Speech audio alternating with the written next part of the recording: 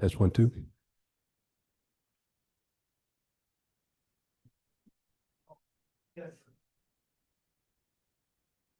Very good to go. Okay. We do not have a gavel. We do have a gavel. Don't worry. I call meeting to order. I pledge allegiance to the flag of the United States of America. To the republic for which it stands, one nation under God, indivisible, liberty and justice for all. Hey, good evening, everybody. Second, cheat, I apologize. Oh, you want to call the roll call? Here. Here. Here. Here. Here. Here. Here?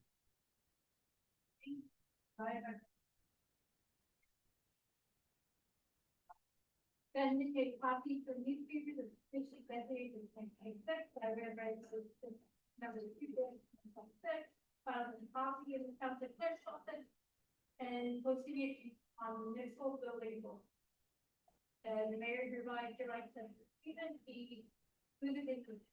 Thank you very much. Everyone, welcome to the February 10th, 2026 open session meeting of the Township of Teaneck Council. The Township Administration present at tonight's meeting are Jacqueline Hashman, our Township Manager, Kristen DeNorcia, our Deputy Township Clerk, Scott Salmon, our Township Attorney, Ron Goodman, our Volunteer Cable Master, Mike Ash, our Redevelopment Attorney, and Golden McMillan, our Township Planner, who are on Zoom. Upcoming events for the public's information, we are currently holding a hybrid format meeting. We have people in person and on Zoom. If our Wi-Fi in the municipal building has an issue where the Zoom meeting drops, we will aim to retrieve the connection and continue the meeting. If you have not yet signed up for website alert updates and township alerts, please do so. The next regular council meeting will be on Tuesday, February 24th, starting at 6:30 p.m. with public portion beginning at 8 p.m. Our municipal offices will be closed on Monday, February 16th, 2026 for President's Day. Council met in closed session to discuss the following: personnel, contracts, zoning, affordable housing, legal issues or opinions regarding any items on the open session agenda, litigation updates, and Oprah. And with that, we'll begin our meeting. We are going to start with a presentation. Second. And I'll be making that presentation to Ron Goodman, sorry, all right, Larry Bauer, our retiring Teaneck Chamber of Commerce president. Larry, are you? Okay.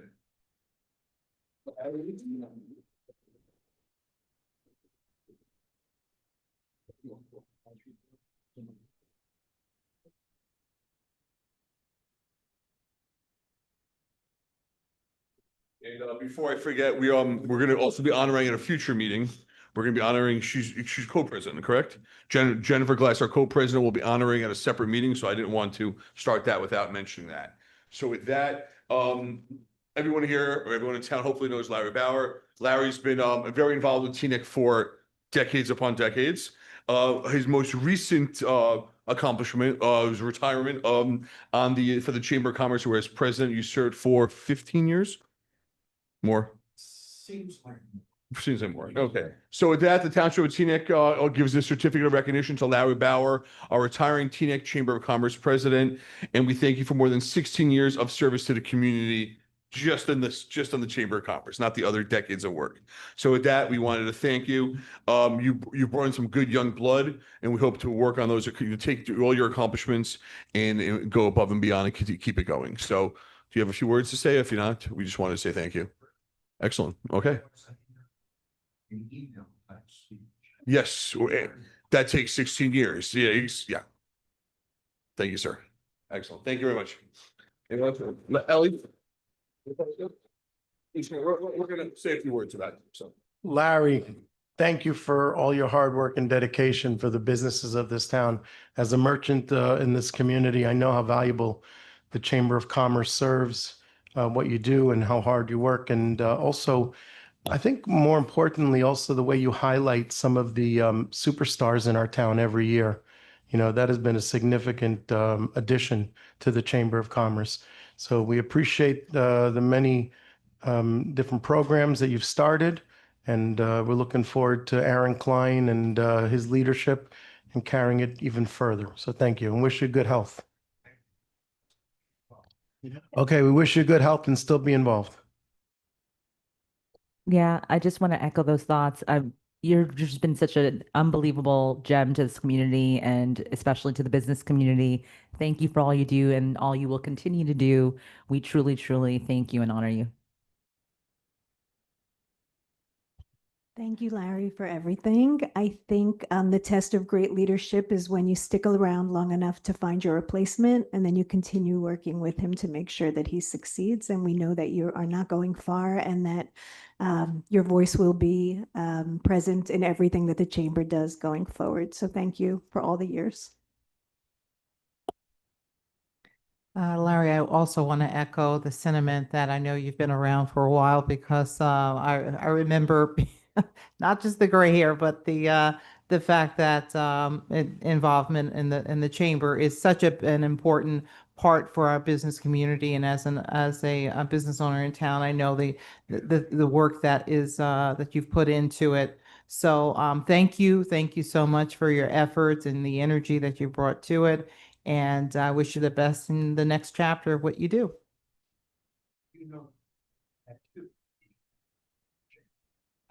I do know that. Thank you. Larry, where do I begin? For those who do not know, Larry Bauer is one of my favorite people. We served together on the Newbridge Landing Park Commission. We're in Rotary. You're the president of the chamber, but he's one of those people who cares so very deeply about Teaneck. And we have a lot of them in Teaneck, and we're grateful for that. But we still have to go to that Peruvian restaurant in Richfield Park and get some chaufa. So please let me treat you. Thank you, Larry. Thank you very much.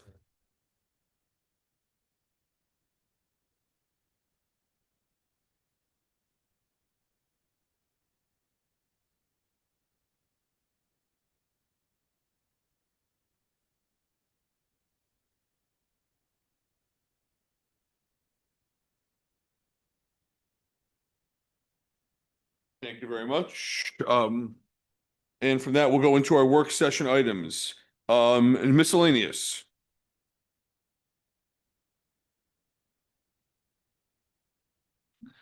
Kirsten, are you ready for this? I am. Okay. Let's see what we got. All right. I'd like to make some nominations for our advisory boards. First, for the ABCR Advisory Board on Community Relations, I'd like to nominate Liat Mafuda to a full member seat. She currently holds an alternate 1 seat. I'll second that. And you know what? I'll list all of them. Okay, And then, sure. yeah.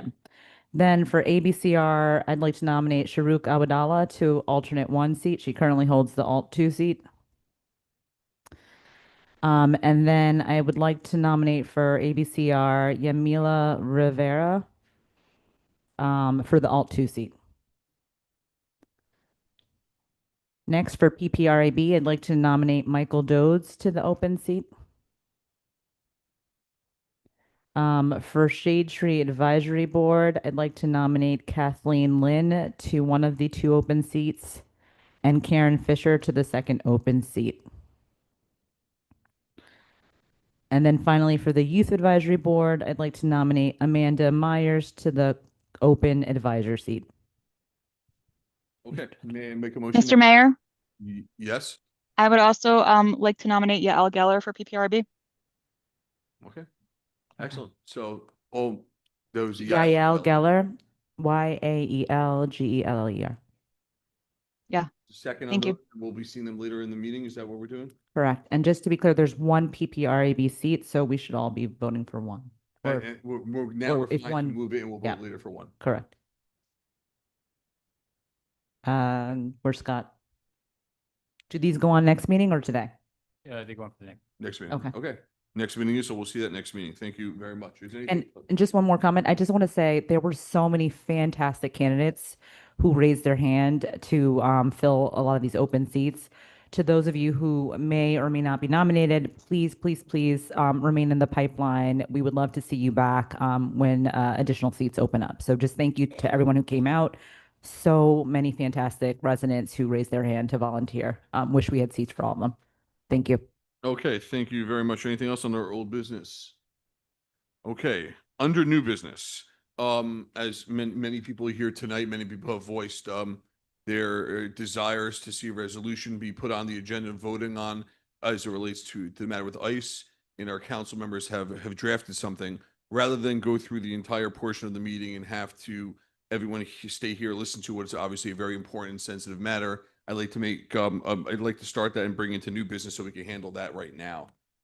With that, Like to make a motion? yeah, I'd like to make a motion Second. to bring that resolution now and have the discussion now. It's motion by Deputy Mayor Belcher and seconded by Councilman Pagan.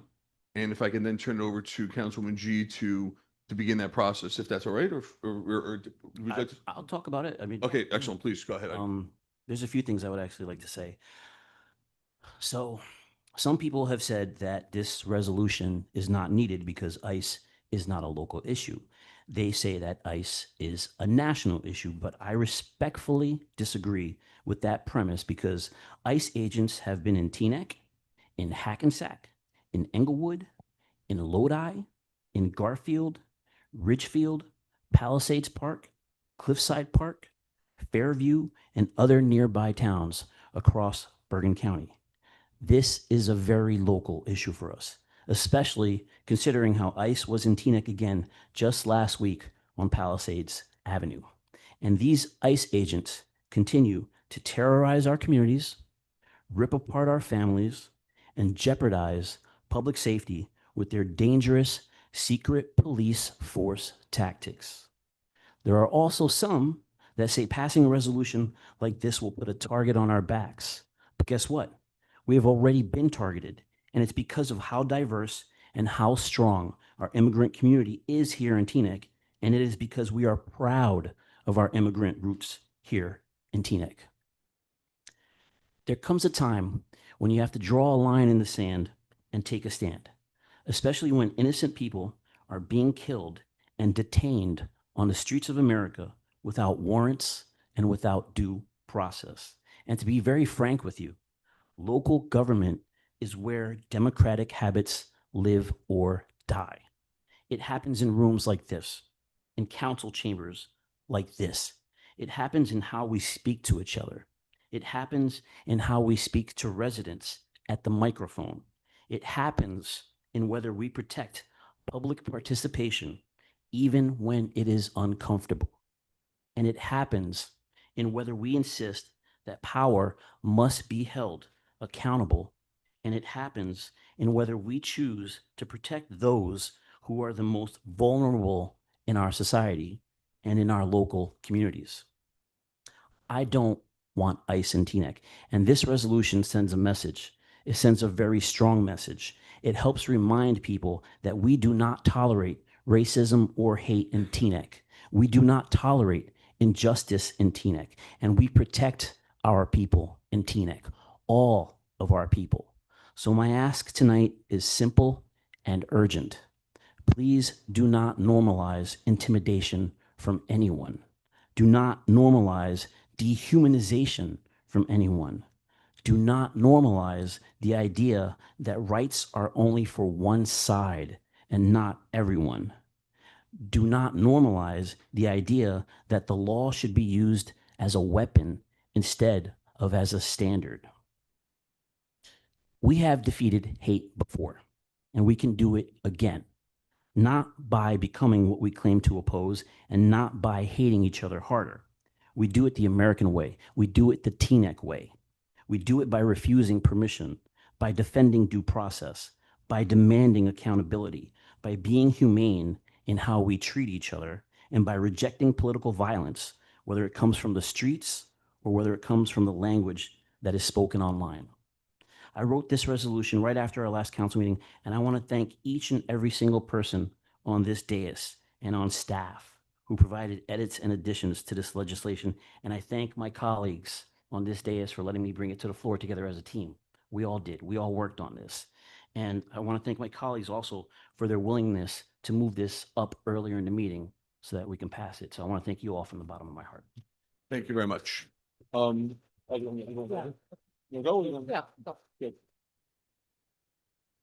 Thank you for that. Tonight, we're not debating an abstract. We're responding to fear that is real, grief that is real, and harm that is already happening in our community. In recent months, federal ICE agents have increased their presence in and around Teaneck. Residents have been stopped, questioned, detained. Parents have hesitated to walk their children to school, place them on buses. Workers have feared going to their jobs. Families have wondered whether an ordinary day could end in permanent separation. This is not theoretical. This is our lived reality. And when fear takes root, when people are afraid to call the police, afraid to seek medical care, afraid to participate in civic life, the fabric of our community begins to tear. Public safety suffers, trust erodes, human dignity is compromised. Teaneck is better than that. We are a township built by immigrants and sustained by diversity. According to the census, more than 1 in 4 of our neighbors is foreign born. They are business owners, caregivers, teachers, congregants, taxpayers, and students. They are woven into every part of who we are. This resolution says something very simple and very powerful. In Teaneck, every person deserves to be treated with dignity, respect, and humanity, regardless of immigration status. It also says something equally important.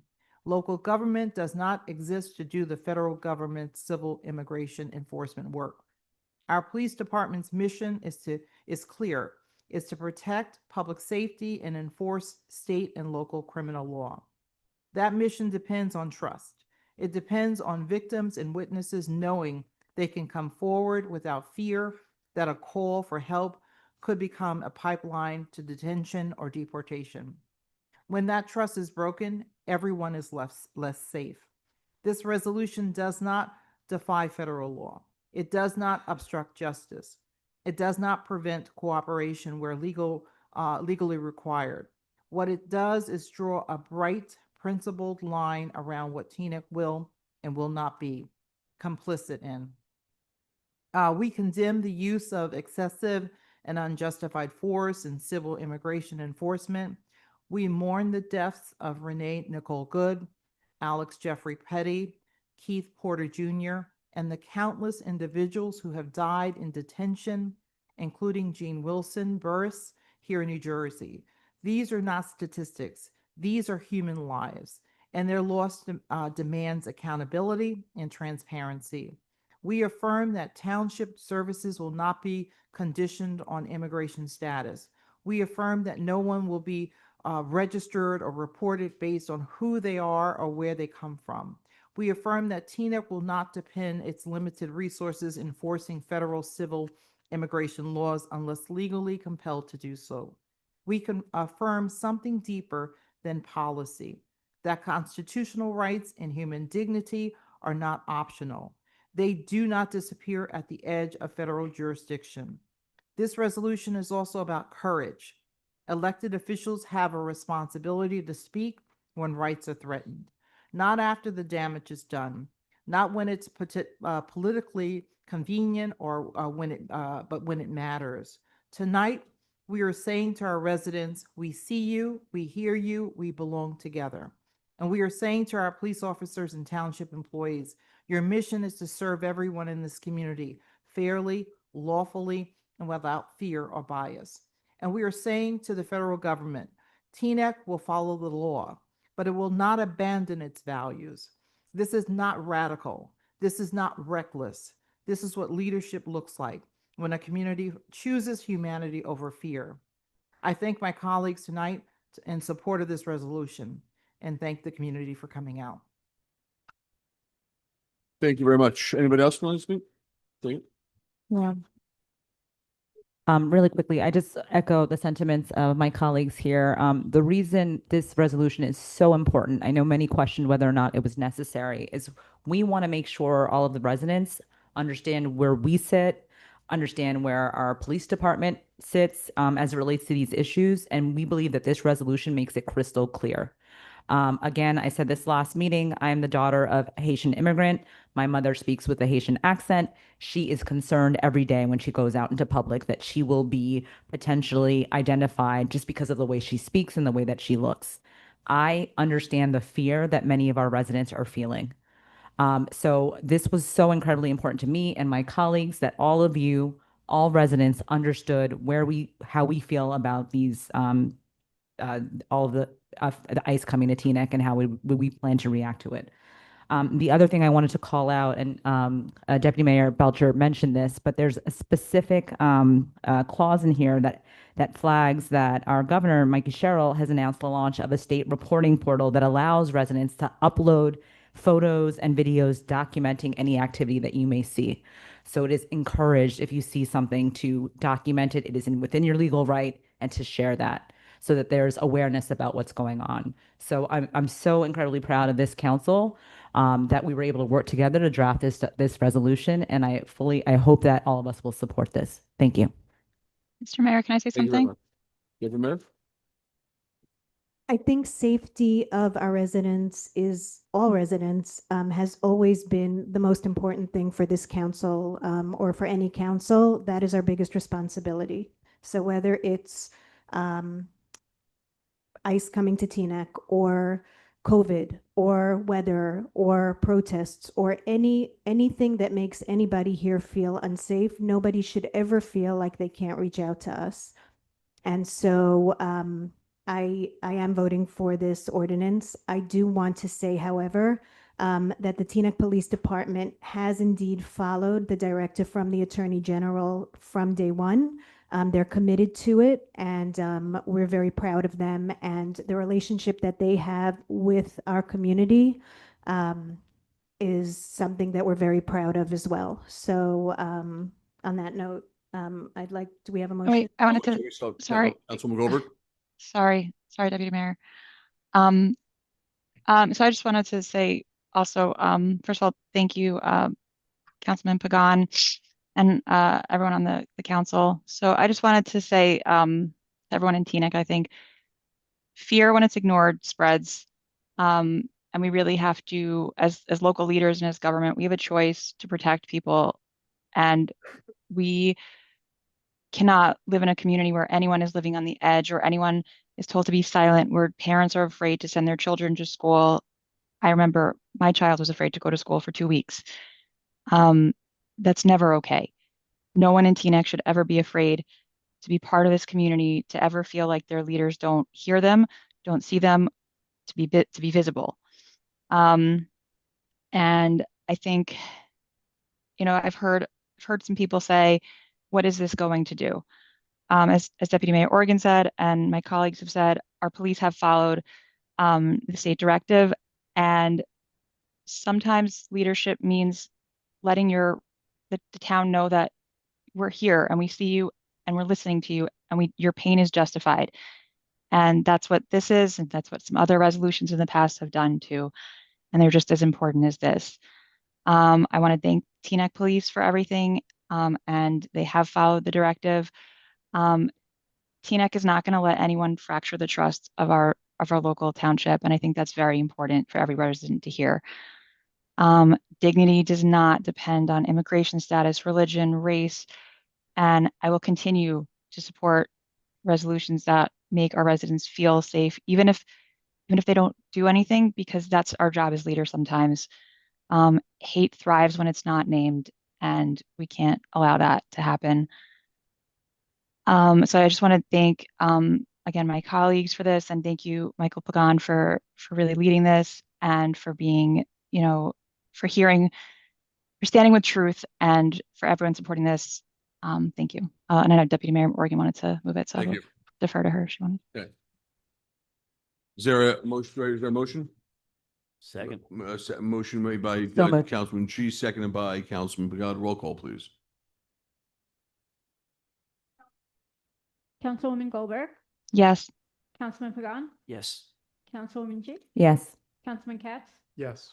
Deputy Mayor Belcher, Yes. Deputy Mayor Organ, Yes. Mayor Schwartz. Yes. And it's resolution 107-2027. Thank you very much. Okay. Yes.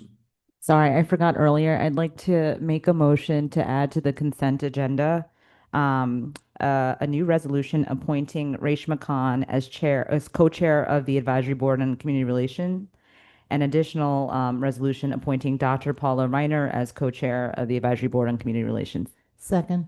Okay, and then we're going to see this on the next meeting. That's to later That's on for this tonight. one tonight. Okay. It's an addition. It's not a modification of the current. It's an addition. Yep. Okay, that was new business. On communications, do we have anyone for communications? Okay, committee reports by council liaison. I just have, yes, something from the last meeting, from the Teaneck Historic Preservation Commission, regarding the monuments. I just want to, underscore the fact that the monuments will be up in the next meeting. Yes. For, approval. They are in the packet, and, anyone that wants to see it, they can certainly reach out to see it, but, we will see that in the next meeting. Thank you. Anybody else? All right, tomorrow night we have our Cedar Lane Management Group meeting. There's dinner is served, so if anybody's around, 6:30 p.m. on Cedar Lane. And the planning board has quite a bit of motions that have quite a bit of work going on we'll hear about later, and we'll be voting on at the next meeting. With that, we will go. Sorry? Say something about the meetings on the 17th. Sure. You want to talk about it? Okay. Oh, All that's right, you're the Yeah, liaison on the- yeah, sorry, no, go no, ahead. I mean, you could do, it. Okay. Please. I just want to mention that we have a community meeting for a redevelopment plan for 54 West Englewood Avenue on the 17th. It's a week from today. I just wanted to mention, and it will be here in the chambers. So that will be a review of the site plan for 54 West Englewood Avenue next week here at the chambers. You can talk about, yeah. I'll talk, and then we also have stay tuned for a date for a community meeting for the Crossroads plan as well. We're expecting our expert reports coming in the next week, and we'll be scheduling a meeting for either the last week of February or the first week of March as well for the community to review and discuss these reports. So Wait, Mr. Mayor, I have a question about that for, I think, the attorneys on that. So is that going to be enough time to yes, meet the deadline with the planning board? yes, we had discussed. I apologize. We had discussed that in closed session, and Okay. that, Thank was you. approved. So we're knocking everything out. So you'll be gone just very shortly with everything we're knocking out here tonight. Okay, onto the council list of items. Monuments Committee, I am punting that. We do have a meeting about monuments at our next council meeting. We'll be discussing additional monuments on the Monument Green, so that'll be coming up. So I'll continue to punt that. Hybrid format of meetings, Deputy Mayor Organ. So Teaneck is the last town that has their meeting hybrid on Zoom and in person. I'm not suggesting that we get rid of that, but the language that we read at the beginning of our meeting, which says if Zoom fails, we have to stop the meeting. I think it's time to stop with that. We saw that at our last meeting. We were delayed about 20 minutes. We had to stop the business of the town until we got the Zoom working. We do have the 2 public access channels. We are available on YouTube, and of course, we are available live for people who want to come in. So I know that we strive to hold the meetings by Zoom, and we strive to keep them moving by Zoom. But if we have a malfunction, I think we're just too busy doing the work of the town now to stop our meetings because the Zoom has failed. So I'd like to change I'm that. just going to clarify what you're saying is last meeting, the issue was if we did not get the Zoom fixed, the meeting was adjourned. No bills list, no voting, nothing. What you're looking to do is not change anything but other that requirement that if Zoom is down, I'm sorry, whoever is there, but the voting and everything can still continue and the meeting itself will not be terminated. Okay. Mr. Mayor, Can I ask a question? Thank you. Sorry. Yeah, I have a question. And this is a question for the attorneys, I think, and that is, we had in the last 2 planning board meetings, we had technical difficulty where Zoom, I don't think it was a functioning Zoom, but it was just the publishing of the actual Zoom access. So would this apply to the statutory boards? Each of the boards would need to decide how they want to handle their own meetings. So it'd be up to them if whatever they want to do. Bring it up. Okay, Councilman Goldberg? So this essentially makes the meeting view only. So, because we're not, so if the meeting breaks during like good and welfare or public hearing, we're not stopping the public hearing. So people that might have been planning to speak could speak. And just clarifying. That's what I'm hearing. Just want to Yeah, understand. Everybody would still have the option to come down here like they did before COVID and like they do in every other town in New Jersey right now. We're the only ones that have this available to the public. And again, this is not something that's actually happened. It's more last meeting is the first time I believe that it really significantly happened and potentially caused that adjournment. So that's why we're bringing that up. Thank you, Mayor. If I recall correctly, the only reason why we had that clause was because of the pandemic. Correct. So I'm okay with getting rid Excellent. of that clause. Okay, so But how do we, nice glasses. is- How do we do that? can you draft some stuff for us? Yeah, I draft language and. Okay. Can I ask a question? What I've seen in other towns, I don't love the idea of not being able to have people, not be able to speak. I know at one point, there's different circumstances. I've seen in other places where they probably, I don't know if I'm describing this right, but where, you can send in your public comment ahead of time and it kind of becomes part of the record if you send it in. So if there's someone that wants to speak and they can't be there in person, they can send it in, we can see it and the clerk can put it in there. Or is that something that you guys would be open to? I don't love the idea of, not letting people come in to speak. People are traveling. There's a million reasons. Seniors. So would that be something you're open to make sure that people can be part of the record on a topic? I think the intent is pure. And we still are saying that we're going to keep this open. But when we were running around for 20 minutes at the last meeting, waiting to continue the meeting, for the people that were sitting in the room also, they had to sit here and wait. I don't think there would be time if that came up to have people start sending in their notes to be part of the meeting. I think this is So a I have a specific example. So the example that I found actually, they had a cutoff time. And obviously the clerk would have to be part of that. So the example that I use, I've actually done this in other towns actually myself, where the cutoff time I think was 12:03. There was a cutoff time, so it wasn't just like everyone was being bombarded. But it did work. So I would just like to kind of leave that as a I'm not sure thought. if you're understanding. We're not changing anything with the meeting. You can still call in. I understand, but we're getting rid of people No, we're being able not. to comment at Good and Welfare. No, virtually. we're not. We're only not? saying, we're not. There's still, everything stays as is. What we're saying is that at 9:15 tonight, if Zoom goes down, the meeting will continue. This is only if the Zoom So it's only breaks. an if. It's not. Okay, that's okay. Exactly. Sorry, I We're heard that not wrong. changing anything I to Good and apologize. I Welfare. heard it wrong. I Yes. apologize. Thank you. So with that, Maybe we could also clarify that our staff will try to fix Zoom. yeah, always. while We're the going to meeting try. We've got our continues. volunteer cable master here. We'll double the volunteer salary if he gets to fix it. Excellent. Okay, so with that, we turn it over to our attorney and we will go on to the next item, which Okay, is. one thing I just want to add to that it still would mean that the video recording of would still be on the website.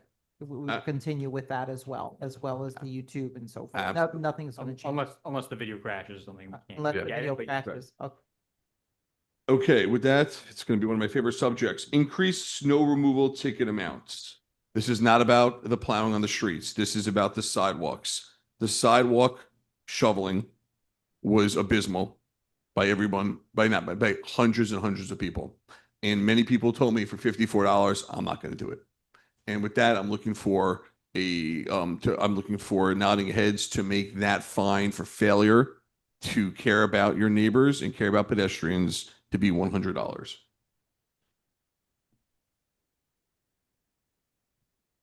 Okay. I'll second that. Well, we have two nodding heads so far. Councilman. I'm a nodding no head, by the way. Listen, first of all, I think the last storm was obviously an anomaly. And I think it's fair to say that there's many people that were not able to take care of what was needed to take care of. There's no place to put some of the snow. I personally don't have any sidewalks in my house. But with that said, I understand that it is a challenge and it is important. But even if you do shovel, especially the last snowstorm, it still melts, it still becomes ice, etc. I think that just enforcing the current laws are enough in the residential and business districts. Okay. Mr. Mayor, I have a question actually kind of Yes. about it. So I totally agree with Councilman Katz, but there was one comment that I heard from a resident that maybe we can kind of discuss about a change to the ordinance that might help. And it was after the snowstorm. Right now, the code says that it's this, the manager is going to declare when it's clear. And I think a lot of other towns that I saw, have a clear timeline and some maybe alter. And the issue is that after the snowstorm, people are going back on the roads and we can't still plow. We're There talking might about be- sidewalks here. You just said, oh, for sidewalks. Sorry. Sidewalks. Sidewalks. Okay, sorry. I had a different idea, but okay, I'm not talking about that. Okay. Sorry. Different idea. I'll talk about it next meeting though. Sorry. Yeah, I agree with Councilman Katz. I saw a lot of residents commenting online who are owners of corner lots, where either one, they would shovel the corner lot into the crosswalk, and then the plow would come and shove it all back in. And then it would pile really high, become icy, and then become impossible to shovel. So I think, one, we need to figure out a way to support or to coordinate with DPW for instances like this. I think this storm also was an anomaly. I think we also have to be more considerate of our senior residents who may not have the ability to quickly get out and shovel so much snow. And so for those reasons, I would not support this move. I think there are other ways we can educate our residents about their responsibilities, what they should be doing, what resources are available, et cetera, before we double the fees, the fines. Thank you. I bring something else up having to do with snow, even though I didn't list it. I'd rather not because we don't want to jinx and get more snowstorms. So why don't we say that for next now? This will not jinx it, but people parking on both sides of the street when there's snow on the street so that vehicles or emergency vehicles can't pass. Some towns have ordinances where you can only park on one side of the street, the even side, the odd side. It just makes things safer for everyone and doesn't cost anybody money. Would anybody be in favor? Well, I am a. Yeah, actually, that's what I was thinking. I agree with Deputy Mayor. By giving a ticket? Then you want make it $4 ticket or a $6 ticket? Okay, Because, but then you could double it. You could try to double it at the next meeting and it would get voted. I've been in. trying to double these tickets for I 10 know. years. Maybe we can ask our attorney to look into it, to explore it. Yes. Deputy Mayor Oregon, See what other towns do. An alternate, just one side, people can't handle moving their cars. I will. Deputy Mayor Oregon, I actually agree with you. And I actually have, if we can talk off, if maybe for the next meeting, I have actually looked at this. That's actually what I was trying to say before. So I completely agree with you. But there's a few things that could work that some of the surrounding towns did. I think that would help a lot. I agree. Thank you, I- Councilman Goldberg. Perhaps would also- Deputy Mayor Oregon discuss that offline and come back. If I could comment, I just want to say that I am in agreement that we should not change the amount of the fee. I think it's hard enough for our residents to try and even clear the sidewalks. This was a extraordinary storm that we just had the last time. And I think that we just have to find more resources, because I believe a lot of people were trying to reach out to the forum at the high school to try to get students to help clear the sidewalks, and that was ended very quickly. So perhaps, Mrs. Manager, we could look at alternative ways, maybe even creating a list of possible vendors, that could be resources to our residents in terms of clearing sidewalks. Thank you. Thank you very much. With that, we'll go over to our township. Sorry, there's something else. Oh, sorry. I apologize. Yes, Field, Deputy Mayor Oregon or Councilman McGahn, Fields. So there is a significant amount of funding in most right now, and we did budget in capital for a field, and we'd like to start the discussion about the middle field at Voti Park, starting to refurbish it, a turf field, to work with the Fields Advisory Board. So wanted to know how the rest of council felt about that. So looking for 4 nodding heads to take that to the next step, and I know we have 3 so far. Four. My only curiosity is I'd love to hear from the entire most board, just what are the other things that they've been talking about potentially funding before we commit to a field? No problem. We do have our motion chair here, but I'm sure he'll speak under good and welfare. And I do have 4. I also know that the Environmental Perhaps, Commission a has been trying to get a presentation might meeting be in together on that regard to- too. We'll call on you next. I'm sorry. I was going to agree with Councilwoman G that perhaps a presentation of what our options are might be something to look at. Got it. And Councilman Goldberg?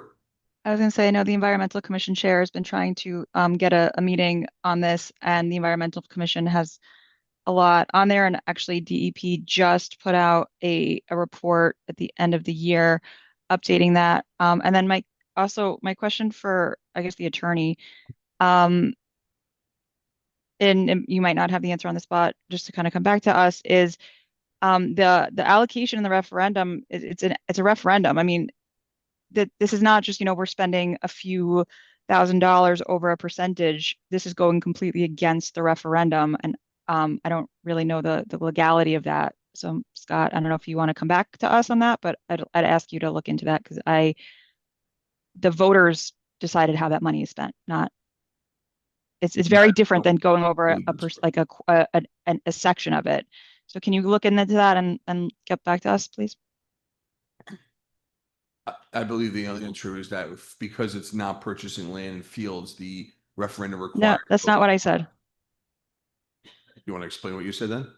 I said the referendum has a specific allocation and the voters voted on the allocation, and this is completely ignoring the allocation. Now, there's sometimes, yes, there's the override for some of them, but this is a complete override, and I don't know if there's an implication because it's so different than the referendum, and I would ask the attorney to look into that and Thank you. get back to us. The That's it. motion chair made the presentation and he'll discuss it again during good and welfare. Councilman G.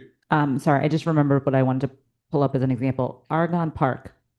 I get so much feedback from residents that park is ignored. We pour so much into Votee, and I love Votee. It's a phenomenal resource to town. But that is a project that I think should also be considered if we're going to invest in revitalizing one of our parks. It's the largest park in Teaneck. You ask residents, some don't even realize that it is. But I think that should be on the table as well. And I'll just a response to that. We had discussed this at a presentation with Votee because the Argonne field is a double field. The cost to turf the double field is, you have Argonne West and Argonne East, but from the soccer perspective. Further, it would be almost double the cost of middle. And secondly, we have to fence it in. So it would take this beautiful open park and we'd have to fence it in, whereas parts of OT are already fenced in. So we definitely go over with the presentation, but just something that came up the last time Argonne was mentioned. The Field Advisory Board looked at all the parks and came up, and we can have them present again. They did present once, but they had come up with Votee as the next viable project. The reason we're bringing this up now is because there is funding and we want to get a project started if the money's there. So I believe, if I remember correctly, Dean had rotation schedule. We had parks that were on rotation in terms of we knew what was next. Are we still following that schedule? We do have an actual schedule, but we have met with Sean to go over which park we would look at next. And we've been doing that through capital and what grant funding we receive. Just, can I respond to Deputy Mayor Karen Organ's comment? I think if we use the cost of improvements as the criteria for which one we'll do next, then parks like Argonne will never get addressed, right?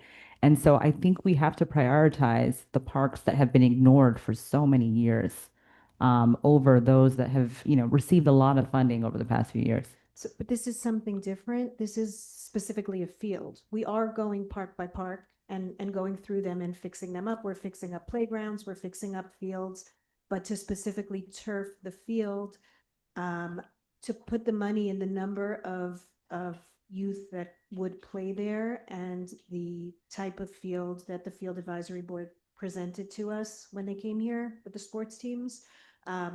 The middle field at Votee was perfect for this, and it's a field that can't otherwise be used because of the flooding. So turf would solve that problem, but we can bring them in again to present it. And you can make a financial decision. I think the answer is if Argonne Park is $6 million to do and Votee is 2.5 and we're accumulating $1 million a year, the option would then be perhaps waiting 3 more years to do it. And then the council can make the decision. Do you want to wait 3 years, do nothing more than do Argonne? I think there's some other Argonne solutions that we were approached to the subzoning committee that we can review after March 15th. So I think Argonne just got a restroom, a splash pad, and we just fixed the tennis courts. So it's, it definitely needed, by all means. Absolutely needed. One quick comment, actually question. So I grew up with this incredible young man. His name is Bernard Pearson. And he had a lot of great plans and a lot of ideas for Argonne Park. Can we bring him into the conversation too on Oh, the side? Bernard Pearson wanted to make a stadium in Argonne Park. I know, love but the he has guy, a lot but of ideas. He has a lot of different It was a ideas. $20 million idea. We're at like. But he's reasonable. He has It was different. a great idea. I saw the plans. Yeah. Actually, I agree with Just talk to Councilman him. He might- Pagan's he might idea. have some solid ideas. The Girls Good Foundation is the name of his foundation to do this, but absolutely. So we have a lot to discuss over the next, but I'd love to, if we can, whatever we do, if we can kind of make a decision in the next few months, so we don't push this over with nothing on. Okay, we'll hear from Fields and we'll hear from most shortly. Okay, Township Manager's report. Ms. Hashmat. Thank you, Mayor, and good evening, Council and Township residents. Please be advised that the Welcome Ramadan program is scheduled for this Thursday, February 12th from 6:30 p.m. to 8 p.m. at the Rhoda Center. All are welcome to attend and celebrate the spirit of Ramadan with kid performances, speeches, and light refreshments. Our Recreation Department is gearing up for another successful pool season, along with offering badges for pickleball and tennis You can have courts. it as a gift. The Teaneck Community Pool membership registration starts on March 2nd. Please refer to the flyer for specifics and a list of items to bring as proof of residency. NJDOT has recently updated the township that they are planning the Route 4 West Decatur Ave ramp widening project for March 2nd. This ramp will be closed during construction and detours will be in place. Notifications will also go out later this month. Our Walk to Wellness program has officially closed registration with 225 residents signed up to participate. Thank you to all for your support, and we look forward to sharing some updates. For our grant updates, a grant application for our Sunshine Gardens preschool playground at the Rhoda Center has been successfully submitted. Late January, we were awarded a Bergen County Open Space Municipal Park Improvement Grant for Phelps Park's tennis court in the amount of $198,088. For some project updates, our Brooks Park exercise station, we poured the concrete on January 22nd and the equipment has arrived. And the restroom at Brooks Park, the project went out to bid and the bid opening was scheduled for today. Phelps Park splash pad, the contractor finished working on the water line and passed inspections. The equipment has arrived and the meter connection and equipment installation is on hold due to weather. Griggs, Van Buren, and Herrick Avenue improvements, the project is out to bid and the bid opening is scheduled for March 3rd, 2026. Livingston Place and Clinton Place main sewer line replacement, the pre-construction meeting was held on January 13th and construction will start in March. Some general updates I have for you. As you may have noticed, snow removal on some main roadways was imperative for public safety and school routes. Due to extremely cold temperatures and minimal snow melting, this was the most efficient way to improve roadway and pedestrian safety. I would also like to make mention that our property maintenance department inspectors, led by Health Officer Michael Meyer, have been working endlessly to inspect and re-inspect snow-covered sidewalks to assist with pedestrian safety after our recent snowstorm. Job well done, and we thank them for their hard work. Our 2026 municipal operating budget is scheduled for presentation on March 17th. And lastly, I would also like to say Ramadan Mubarak to those in our community celebrating this holy month. Thank you. That's all I have for you, Mayor. Thank you very much, Mrs. Manager. Mr. Attorney, do you have anything to report tonight? Nothing tonight, Mr. Mayor. Thank you very much. And with that, we're going to go to our public hearing and the adoption of ordinances. However, some changes, if everyone can pull out their paper and Mr. Attorney or Ms. Clerk, please confirm if I'm saying this properly. We are going to be tabling ordinances 4, 5, and sorry, not 4. Sorry, we're going to be tabling ordinances 5, 6, and 7 for a future meeting. Just for people to clarity, that's going to be that this conversation on 827 Teaneck Road will not be heard tonight. 822 Palisade Avenue will not be heard tonight. And our settlement on the 4th round will not be heard tonight. We will only be having a hearing on the township code for the creation of an MIS system. So with that, the first thing I'm looking for is, Kristen, do you want to explain on the 7 or tell me if I said that right? I'm going to request if we could do all 4 for the next, well, You want to pull everything? no, so That's fine. 4 for February 24th, Okay. And the other three are gonna be for March 10th. I'll second that motion. I'll make that motion to table 4 for February 24th and table 5, 6, and 7 for March 10th. Is there a second on that motion?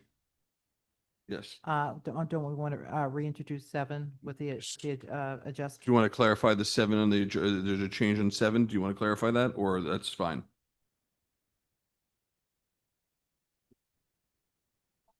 Seven.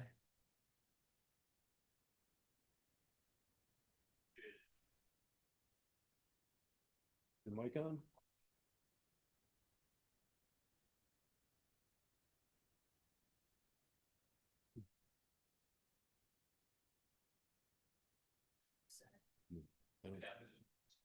I think he's, But that one, but this one you want, wants to be, we want to amend it and reintroduce it, tonight, I thought was the idea, correct?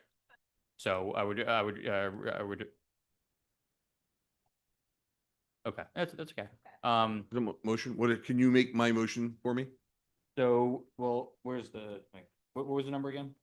So ordinance 7. 7 is gonna be amended and then reintroduced tonight. Okay, so we're gonna pull 4, 5, and 6, and we're gonna pull all 4 right now. That's gonna first motion, and then 7, we're going to reintroduce at the end of the night, correct? Did I understand that Yeah. correctly? Yeah. Okay, so the first thing is we're pulling 4, 5, 6, and 7. Is there a second on that? Second that. Kristen, whenever you're ready, please take the roll call. Take your time. Councilwoman Goldberg, Abstain, because I have no idea what's going on. Councilman Pagan, Yes. Councilwoman G, Yes.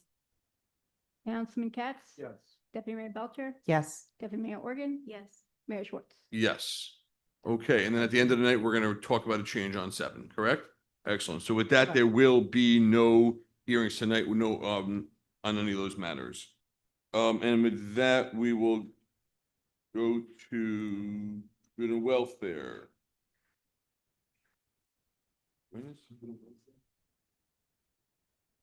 Okay, okay, was there anything about the public budget? Anything we need to do on that, Scott? But that's just as a place, okay. So with that, we have good and welfare. At this point in the meeting, we'll talk to everyone in the room first, and then we'll go to Zoom afterwards. The floor is all yours for 3 minutes. We'll start with Dr. Young.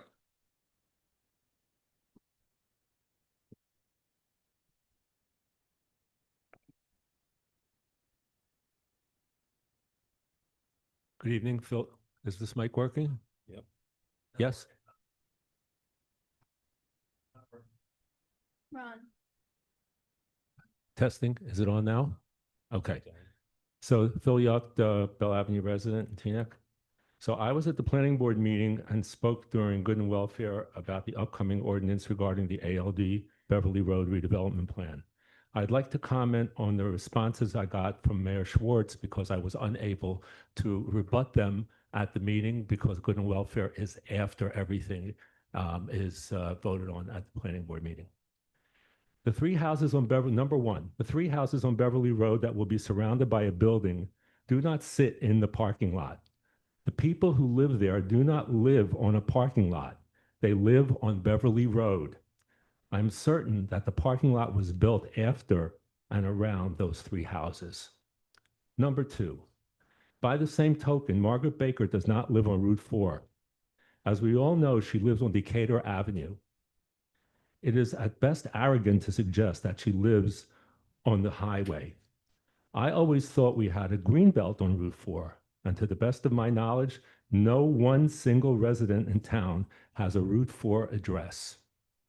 Number 3, and finally, I know of only 2 residents other than those on the current or former council who created this nightmare who told me that they are in favor of this development. I recall that nobody, save for Mr. Ash, was interested in this development going forward when we had community meetings, and there were a lot of people there. The fact that there are 41,000 residents in town is totally irrelevant. And it is ridiculous to assume that this so-called silent majority is in fact in favor of this development. I would argue that statistically speaking, based on the sample of residents from various parts of town that attended those meetings, that one might readily conclude that the vast majority of residents, if not almost all, would be against this development. I sincerely hope that this council will be very thoughtful and careful when you have to vote on this redevelopment plan. You should have all of your studies in place before approving it, and the ordinance better ensure that Crossroads cannot negotiate itself out of fulfilling its obligations to the community. Given an opening, they surely will. You all know where I stand on this proposed development. It simply doesn't belong there. You all saw a different proposal that would redevelop and modernize our crumbling and antiquated Cedar Lane while adding housing above and behind with less encroachment on private homes. It would be challenging to say the least, so to successfully achieve that. But as the saying goes, what you plant now, you will harvest later. Please don't take the easy way out and do the right thing for our town.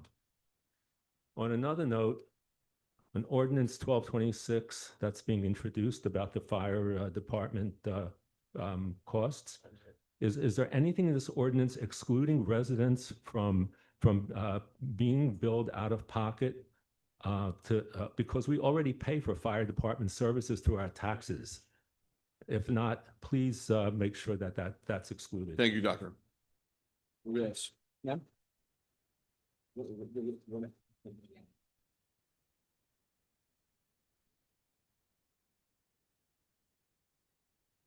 Yes, hello, my name is Kathleen McGeary-Algian, and I live on East Cedar Lane. And I respectfully request the town council, is there any particular reason? This is the second time that my husband and I have sat here for a full hour for you only to say that we've been tabled. Why can't you tell us that in the beginning so that we can get home and go about our business? A full hour, second time after 2 registered letters telling us that we should be here. Okay, and also it would be nice if you gave us a reason that it was tabled. Thank you. Thank you very much. Hi, how are you? My name is Malka. I live on Amsterdam Avenue, tiny little block, but most people don't know exists.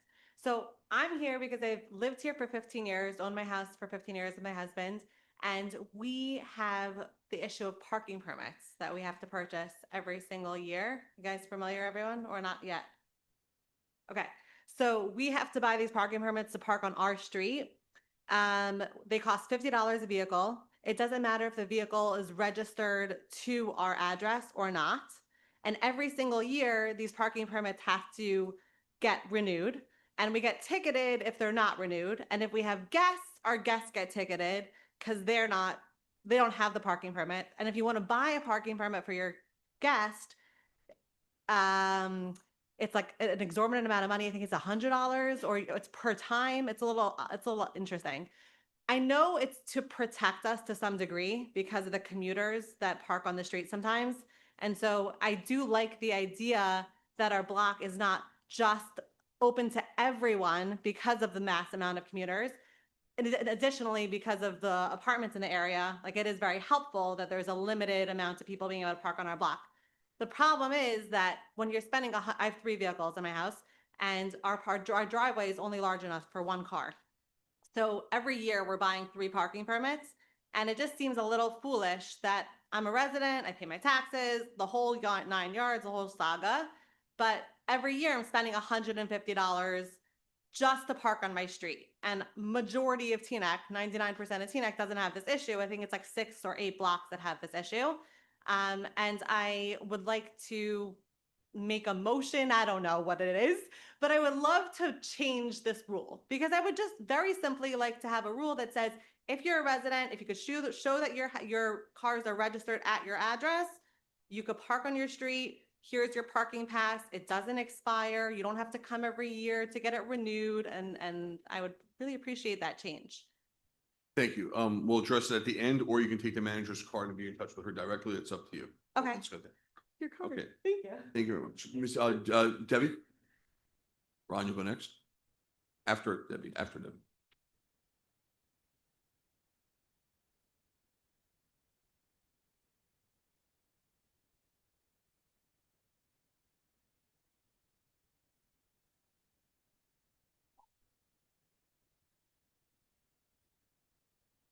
evening. Get right into it. Get close. Thank you. Good evening to one and all. Let me just bring that back up. I have a couple of things to mention, just three. One is the snow removal. I agree that the fine should not be added. It should not be increased. There's already a major inequality for those of us who are burdened with sidewalks. And why do I say burdened? Because every time a slab cracks, we have to spend hundreds, if not thousands, to replace these burdens. And there are so many people in town who don't even have sidewalks. So there's no burden on them to dig out. And there are houses for which we have to pay snow removal for, like I have to pay for my mother's snow removal, which then gets removed all the way up to the house next door, which doesn't have a sidewalk. So I have to pay a fortune to have somebody remove the snow only up to the lawn of the people next door. So there's a lot of inequality, and I'd like that to be thought of when you talk about snow removal and the requirements. The next thing is actually two things. I'd like to talk about the Crossroads project and about the studies and about the approvals.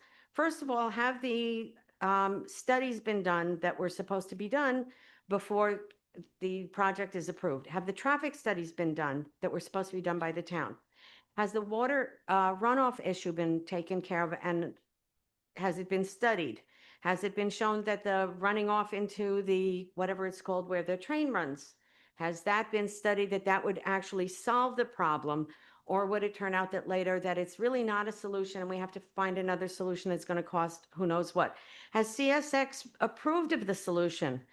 Or is that going to be a problem? Because we have to remember that those trains, when they derail, they can cause really big problems and a lot of deaths. So we need to consider whether or not they understand the issue when, for example, there's a deep freeze like there is now. If there's a lot of water down there and it freezes, what happens to the trains that are supposed to be running there?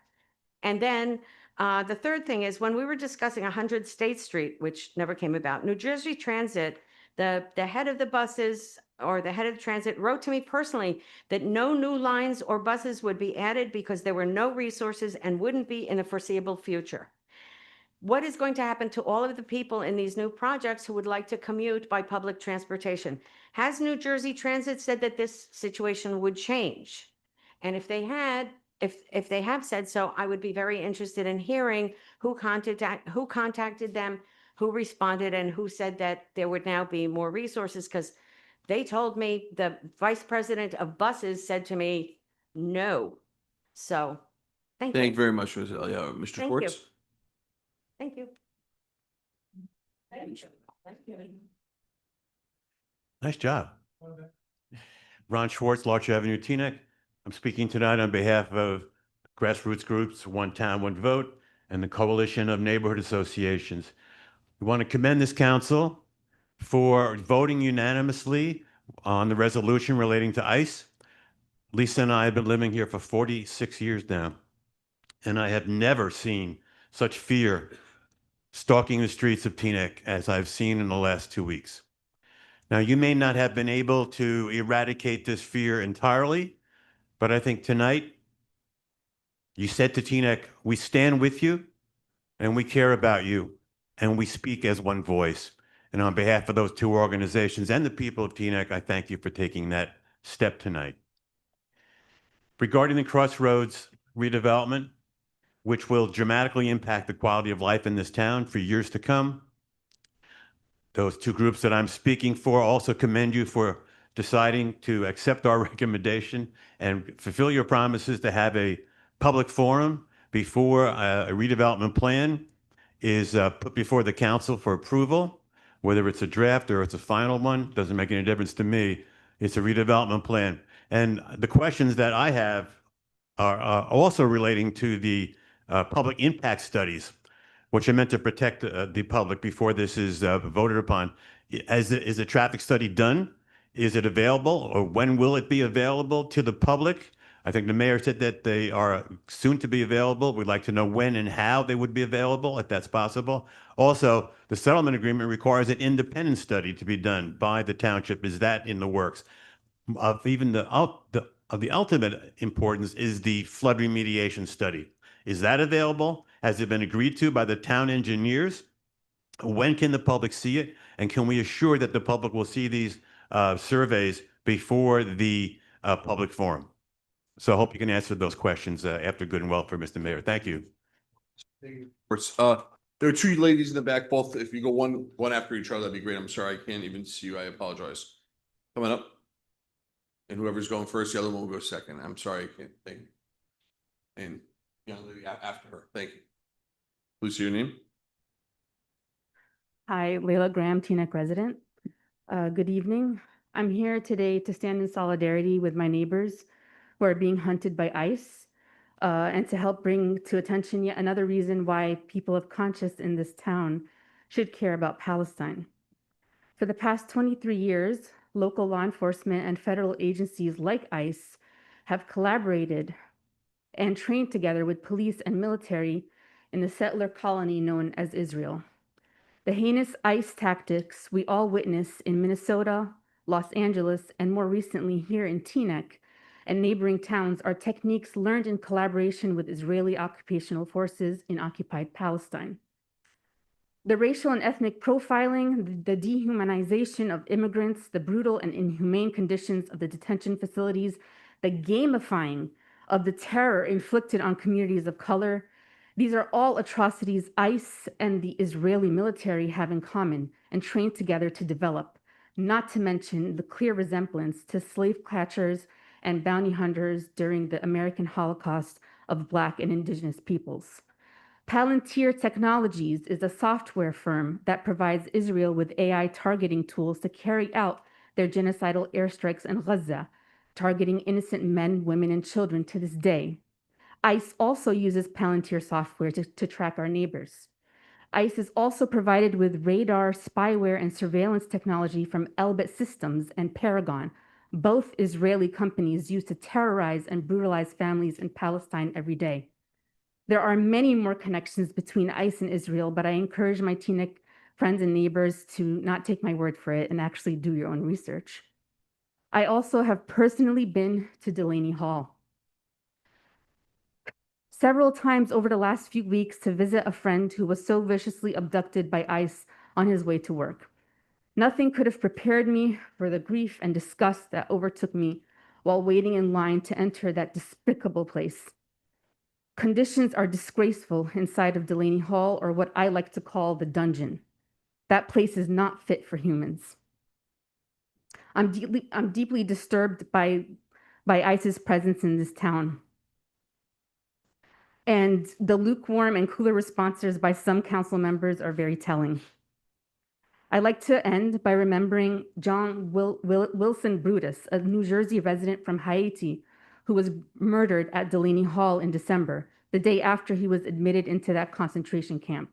Rest in power, Brother John. May ICE be crushed and may Palestine be free. Thank you. Ma'am.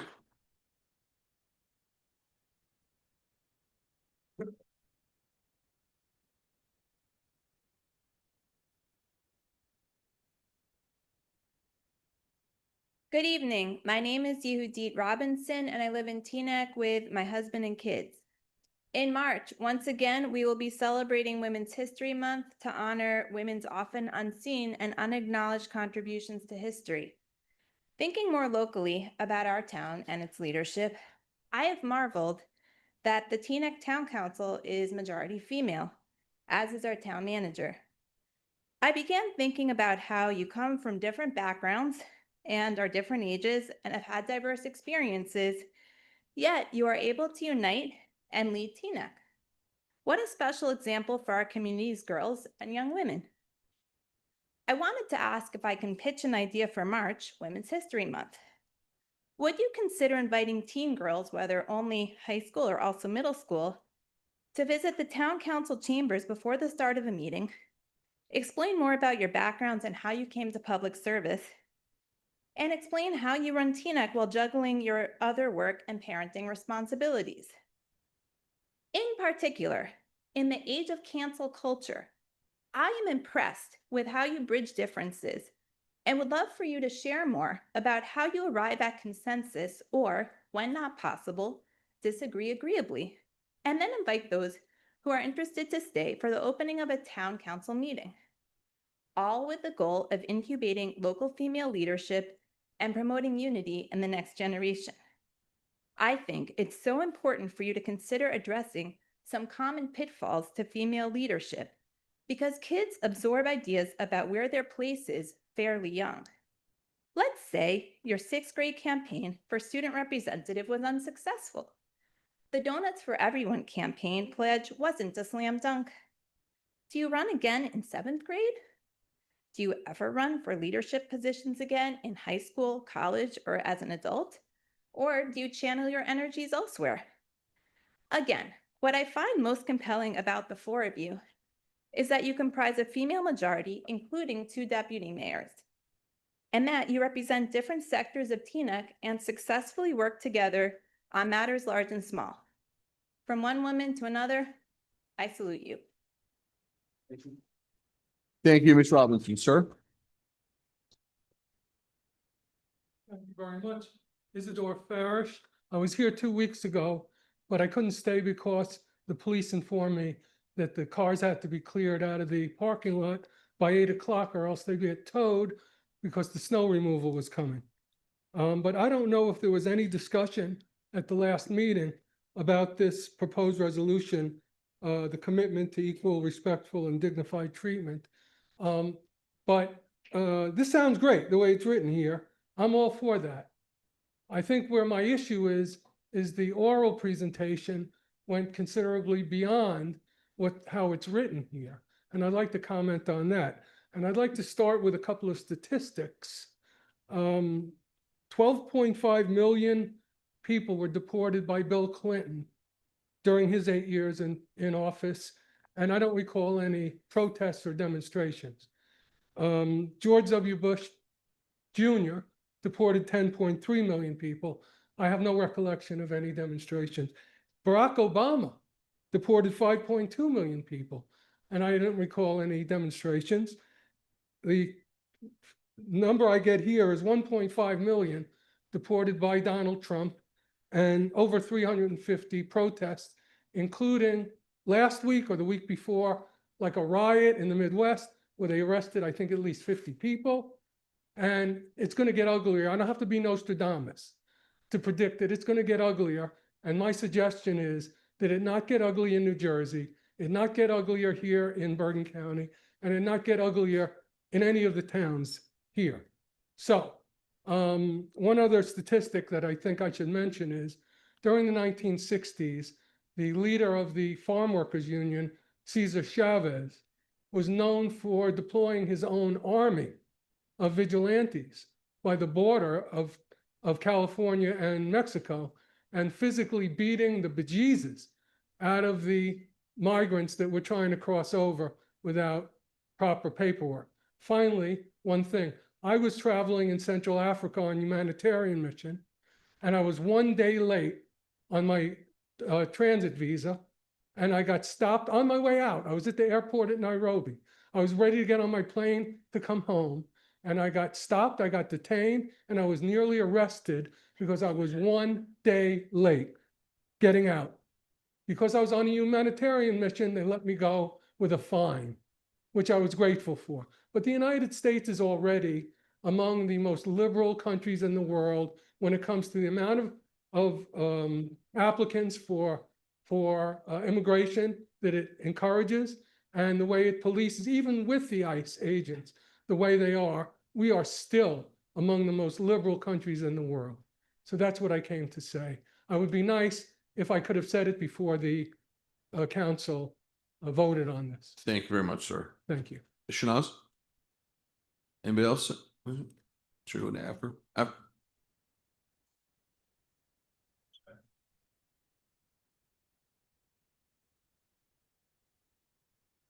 Hello, everyone. Shanaz. Want to thank you. Leadership is about courage. And today, courage is not loud or dramatic. It is doing simple things consistently with equity Courage is speaking truth when it's uncomfortable, is caring for neighbors, is leading with empathy and compassion. So in recent months and years, we have seen that kind of courage from two members of the council. So I want to express my deep gratitude to Councilwoman Belcher and Councilwoman G, who have responded to ICE-related concerns in prior resolutions with the same steady level of empathy and fairness. So thank you. But that same courage is needed now. The proposed American Legion Drive Beverly Road apartment and parking garage project on the municipal lots behind Cedar Lane and Stop and Shop parking lot will have wide-reaching impacts to everyone in our town. The project impacts not just the residents, but those who visit Teaneck. 5 schools and daycare centers serving approximately 975 children in the southwest area, along with bus routes serving additional schools outside the immediate zone. 6 religious and cultural centers, many of which already have limited or no parking. These centers serve not only Teaneck residents, but families from across New Jersey. Commuters to New York City. Teaneck is a prime commuter town with direct NJ Transit bus service to Port Authority. Increased density impacts bus access, seats, capacity, and commuter parking. Parking overall, many existing apartment buildings do not provide adequate parking. Some churches have none.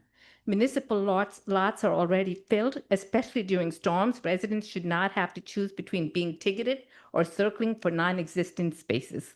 Traffic flow for families and shoppers along Cedar Lane and at Stop and Shop. Municipal services as population increases without clear planning for infrastructure capacity.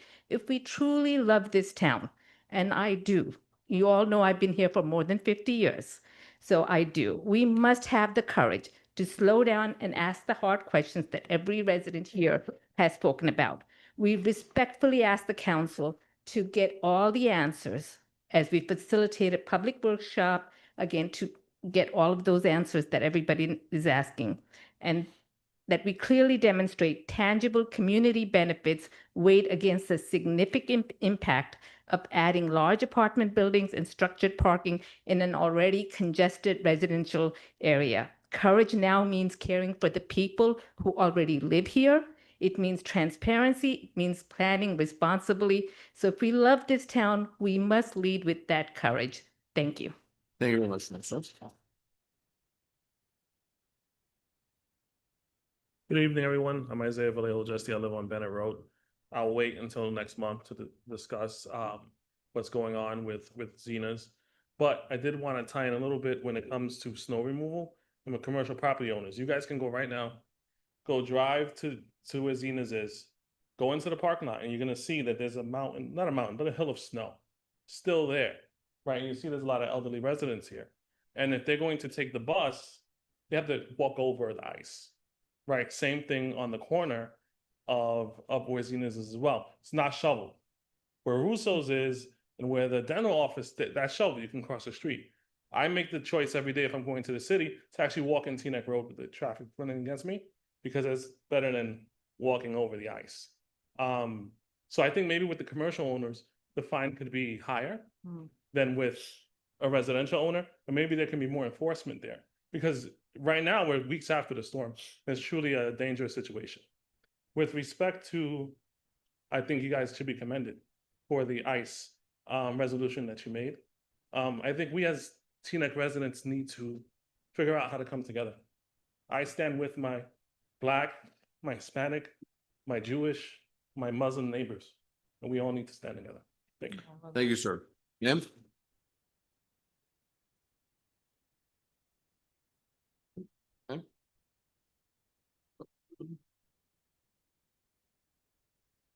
Thank you very much. And you're next, Amanda. Okay, thank you. Hi, my name is Carol Bratman. I've been living here for 51 years and I love Teaneck. When we moved here, it was a nice small town. What I want to talk about is what's going to happen if all this building is taken into consideration. Congestion and pollution that comes with it. There are a huge number of young children living in my neighborhood. I live between Queen Anne Road and Palisade Avenue, right near the new park, a new development of those townhouses. the number of children in our neighborhood has absolutely blossomed, and it's wonderful. However, I'm an environmentalist. I know what comes into the air from all of that congestion with, with all the cars going by. It's poisoning our children. And I know that it's kind of dramatic for me to say that, but if it's in the air, it's in your lungs. And if it's in your lungs, it's in your body. So I want you to consider that when you are thinking about development and where it is. I know that all the people in my area have been complaining about not being able to pull out onto Palisade Avenue because of the enormous number of cars, especially during rush hour and later in the afternoon. And it becomes a problem. It's 5 minutes of waiting where it used to be a minute and you could pull out. So there's still enormous number of traffic accidents and anyway, other conveniences from this. In addition, the farmers market, which have been there in the parking lot behind Cedar Lane for years, where are you going to put them? It's the middle of town. It's a terrific area. Consider this when you're thinking about building new developments. That's all I'd like to say. Thank you. Thank you very much, ma'am. Anybody else? Oh, sorry. You're going next. She'll go, and then Avi will go after him. Thank you. And he's also up here. I did not see. We'll have plenty of time. Hello, my name is Jasmine Ray. I have a few things to say. So first, I want to start by saying that no person is illegal on stolen land. Just because horrors have been perpetrated in the past does not mean that we should be silent as a bloody history repeats itself now. And that is in direct response to another member of town that was reading statistics. Just because things have happened before does not mean we should be silent now. That doesn't have any rationale as to why there shouldn't have been a resolution. I'm very glad that there was one that was passed. Additionally, I wanted to continue off from where another friend left off when they were speaking before. So just finishing up their statement. So they're not surprised to observe what seems to be a clear divide in council's response to residents' concerns regarding ICE. The lukewarm to cooler responses by some council members are very telling. Then again, why would council members who are unbothered or even jubilant regarding something that should be as non-negotiable as genocide be moved to worry about people considered illegal on what was once considered native land? Today, news broke of a mother in Little Ferry who was taken from her child's daycare morning drop-off. As she was taken away by ICE agents, she repeated "Te amo" to her distraught child. So again, this illustrates the immediate and building pressure around our area and why it's so important that we need to be in solidarity with one another in this time. It's also important, again, to continue to speaking up and to call what is happening exactly what it is. This is the beginning of another genocide. We need to stand in solidarity with our immigrant neighbors, our queer neighbors, everyone that is currently living in fear and under attack. Thank you. Thank you very much. Sure. Avi will go next to Mr. Rose after Avi, please. Thank you. Hello, Town Council. Robert Lazaroff, Beatrice Street. Teaneck is a community of many voices, many cultures, many religions. We pride ourselves on our diversity, and one thing that has united the residents of Teaneck is our response to the Crossroads massive luxury rental debacle. No one wants this.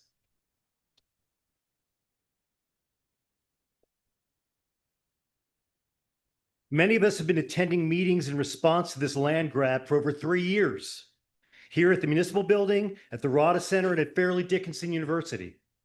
Residents have spoken out, business owners on Cedar Lane have spoken out, Not one resident, not one business owner has voiced their desire for luxury rental high rises and parking garages behind Cedar Lane in residential neighborhoods. There are 41,000 residents in Teaneck. Surely one would think a handful of folks would speak out in support. I mean, there's got to be someone, but no one shows up because no one wants this. At one meeting at the Rada Center a few years back, residents were asked to choose between two plans that Crossroads put forth. Do you want 5 stories of luxury housing, apartment housing, and built over parking garages, or do you want 4 stories? When some folks chose the lesser of 2 bad options, representatives from Crossroads crowed that this is what they chose, this is what they want. No, this is not what Teaneck residents want. No one wants this.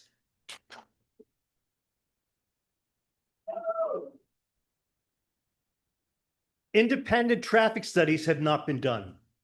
Safety studies, environmental studies. Does the railroad that runs through town know that Crossroad plans, as laid out in recent presentation, include diverting the floodwaters that we all know are coming into their tracks?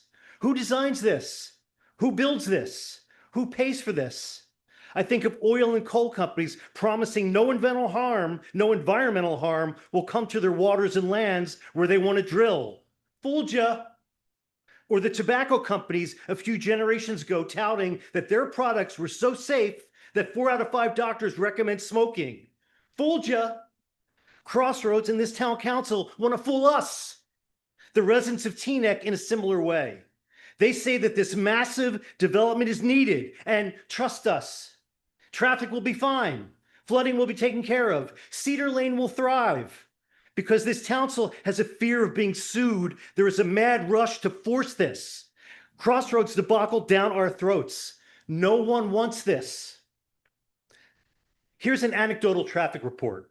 On January 8th, a bit over a month ago, my wife and I walked up our street to find Garrison Avenue closed because of a multi-vehicle collision on the intersection of Beverly and Garrison. There were police cars and ambulances surrounding 2 wrecked vehicles. Broken glass all over the street, airbags deployed, folks taken out from their crashed cars on stretchers. If this happens on a sunny Thursday afternoon, clear of any snow or bad weather, right where the proposed development is to be built, what happens afterwards when we have hundreds of more cars trying to get through Teaneck's already clogged streets around the Cedar Lane nexus? Thank you very much, sir. Thank you. No one wants Thank you. this. Avi?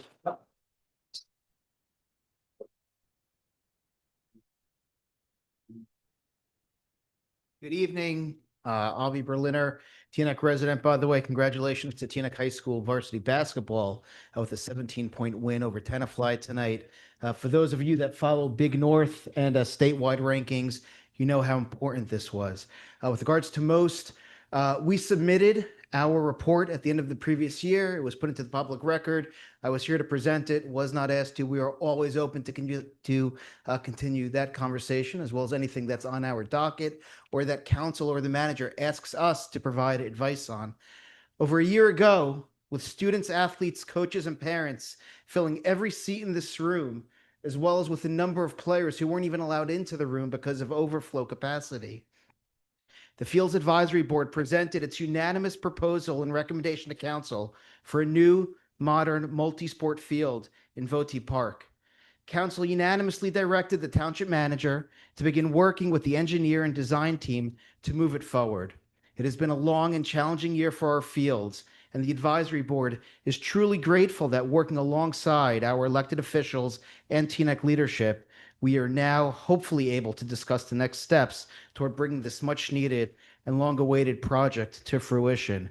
On behalf of myself and our board members, who represent thousands of children, families, and stakeholders across Teaneck from every corner and community, including the PPRAB, Teaneck Southern, TBO, Teaneck Junior Football, Junior Soccer, Top Soccer, and the Board of Education, we thank you for your commitment to this critical effort. We are excited to continue this journey with you and deeply appreciate your continued support. Thank you. Thank you very much. Mr. Rose? Anybody else afterwards? Paula, you'll go next. No, we'll go. Thank you. Howard Rose, Township resident. Three main topics tonight: ice, snow, development. There's been some very eloquent speakers, and I know that you heard them. I hope you're listening and take it into consideration what's been going on. Let's start with ice. We had a very ardent statement made by council members, very strong, very eloquent, very well stated. And the responses by other council members varied from enthusiastic to tepid at best.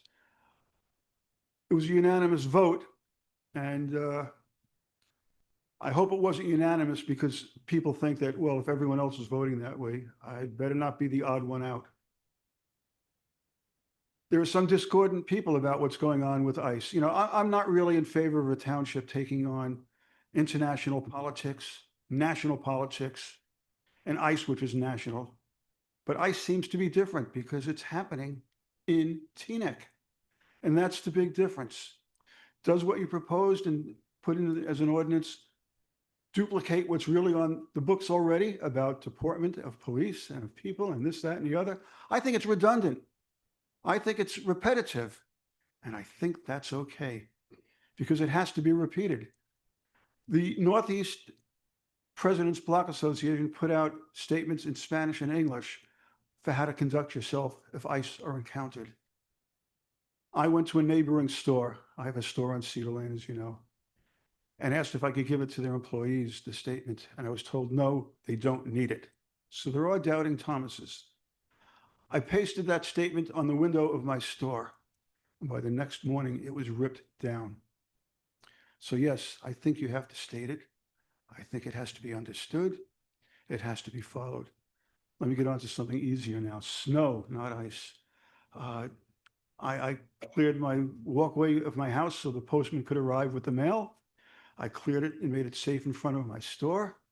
And lo and behold, the Department of Public Works put a 3-foot high, 3-foot wide berm of snow on the sidewalk in front of my store. They had nowhere else to put it.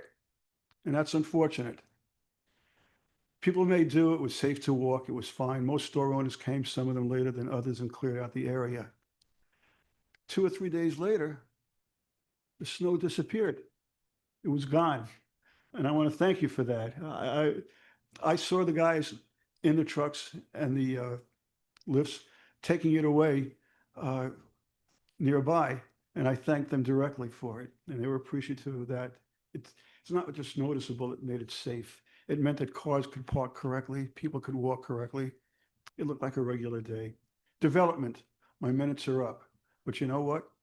So is a controversy up for grabs right now regarding the overdevelopment that's happening. Thank you very much, Mr. Rose. Ms. Rogan, Manuel Acker.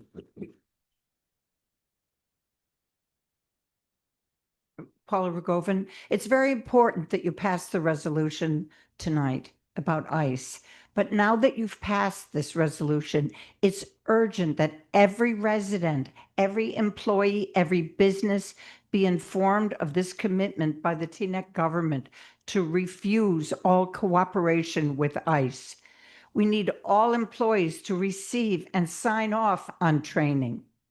We need township officials and administration to provide resources to residents. I suggest that forums be held in Spanish and English, resources posted on the township website. As a town, we will need to provide groceries, gift cards for supermarkets, and other support for impacted families. We will have to say no to evictions of families if a breadwinner, one or more, is detained, and we have to help impacted families. Often when elected officials vote, your vote is recorded and that's it. But voting for this resolution cannot be a passive act. ICE will continue to kidnap and detain, even deport members of our community. They will leave children without one or both parents, grandparents, or siblings. It has happened already here in Teaneck. On Saturday, activists sang happy birthday to a young child outside of Delaney Hall, the ICE detention jail in Newark. She was there with her family to visit both of her parents who were currently detained. This 3-year-old was not from Teaneck, but this tragedy will happen here if we don't work together to prevent it. We need every council member to participate actively in protecting our beloved community. About the Crossroads Plan, let me remind you that residents of Teaneck have already spoken out against the plan, which would place buildings in our municipal parking lots, depriving people of parking, causing extreme amounts of traffic, congestion, pollution, and lack of parking south of Cedar Lane. The proposal to pipe floodwater from north of Cedar Lane under Cedar Lane and American Legion Drive onto the CSX rail tracks will face stiff opposition and legal action from CSX and probably from Bergen County. CSX has already told me that. Crossroads doesn't want to foot the bill. So those of you who support this horrendous Crossroads plan, are you proposing that we, the taxpayers, the residents of Teaneck, foot the multi-million-dollar bill for flood drainage? Hell no. Crossroads must go. On the issue of artificial turf, it's plastic. Plastic breaks down into microplastic. It gets into scientists have shown, it gets into every single organ of our bodies. It's dangerous, and I hope that you will reconsider doing anything with AstroTurf. Thank you very much, ma'am.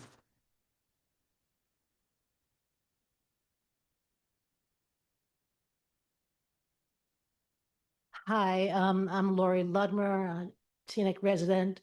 I want to commend you for the no ice resolution. I also want to underline what Paula just said. It can't just be a resolution. It can't just be something that you sign on it's a piece of paper. It has to be active. I don't particularly know what that means and how to make it active, other than maybe there should be a workshop on what that means. Maybe you and the residents should be invited to a workshop on how to deal with ice if it comes by, what to do. Okay, that's enough, because I really just want to commend you and also encourage you to deepen the resolution individually and as a group. I'm here about the Crossroads. I've gone to a few meetings, and I just heard the gentleman who was very articulate. What are you doing? How could you even consider this? It's madness. The traffic, it's madness. The pollution, it's madness. The water into the railroad, it's madness. People don't want it. It's madness. Is it the money, the money, the money, the money, the money? It's just friggin' madness. Nobody wants it. Nobody. Thank you. Thank you very much. Anybody else? Anybody else on this speak? Ma'am? Sir, did you want to go next? Who's going to go? Ma'am, please come and speak. Ma'am, I'm calling you. Sir, you go next. My name's Susan Schultz. I'm a resident of Teaneck, and I'm want to commend you about the ICE resolution. I'm so glad that you came together and you passed it. And I agree that that's the first step and that more needs to be done. I also want to talk personally about, I live on Oakdean between Queen Anne and Teaneck Road. And the amount of traffic that there is on Teaneck Road, I can't make a left. So even if I have to go that direction, I make a right and I go around. But that's just, one small area. The idea of adding a lot more residents, big buildings, where it's going to increase the traffic is really something to consider, whether or not our roads here in Teaneck can handle it. And so I just wanted to make that point, and I hope you'll think about it. Thank you. Thank you very much, ma'am. Sir?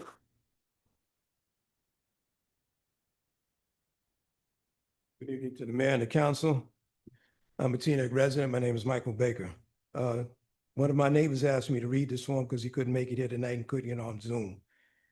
I'm here to speak about the 5-story structure at 827, which we know as Regina's and Zena's. Our neighborhood is defined by its colonial character, shoehorning a 5-story building into the space as a portrayal of the families who moved there for privacy and quiet. When you approve a 5-story tower in a low-profile zone, you aren't just changing a map, you're devaluing the investment that every person on that block has made. All the neighbors, their privacy, even the sunlight for some of them will be traded away. You cannot hide a building of this scale with a slanted roof, which is what we were told.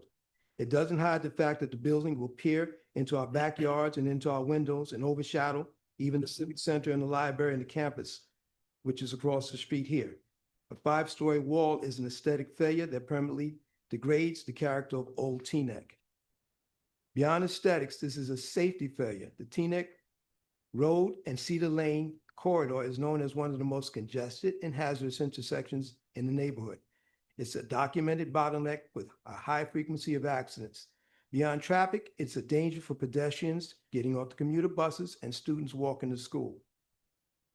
I also want to address the argument that was previously made to us that we should welcome the building because it replaces a noisy restaurant. But then we see on the documents that were issued to us by the clerk that the restaurant is a possibility again, bringing back the same clientele that they've had over the last few years that have wreaked havoc on our block. The residents would rather stay with the old problem, which is 3 nights a week, Thursday, Friday, and Saturday, than go to a 5-story tower looming over our homes, where their ordinance doesn't allow for parking for visitors or the commercial spaces to be on the ground floor. We aren't trading Regina's or Zena's for quiet apartments. We are permanently taking on a 5-story complex which produces 140% more occupants to the neighborhood. The proposal lacks public necessity, and it appears to only benefit the owner of the restaurant, harming dozens of families. 2 of the families on the block have moved knowing that this was coming and hearing from their real estate agents that they're going to lose value in their homes.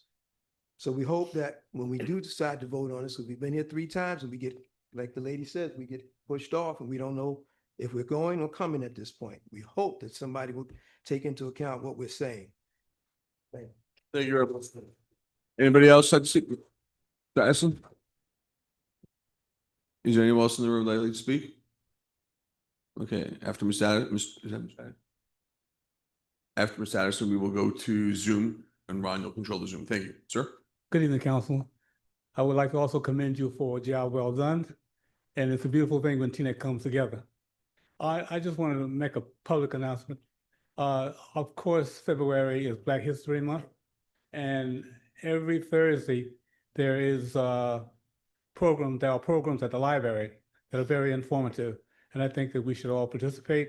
Looking forward to seeing you guys at the library. Thank you very much, Dyson. With that said, we'll turn over our good and welfare to Zoom and Ron Goodman. Ron, please go ahead.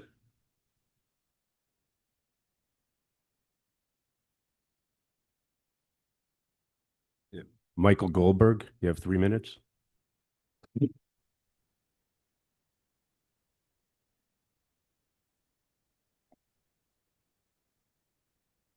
Mr. Goldberg?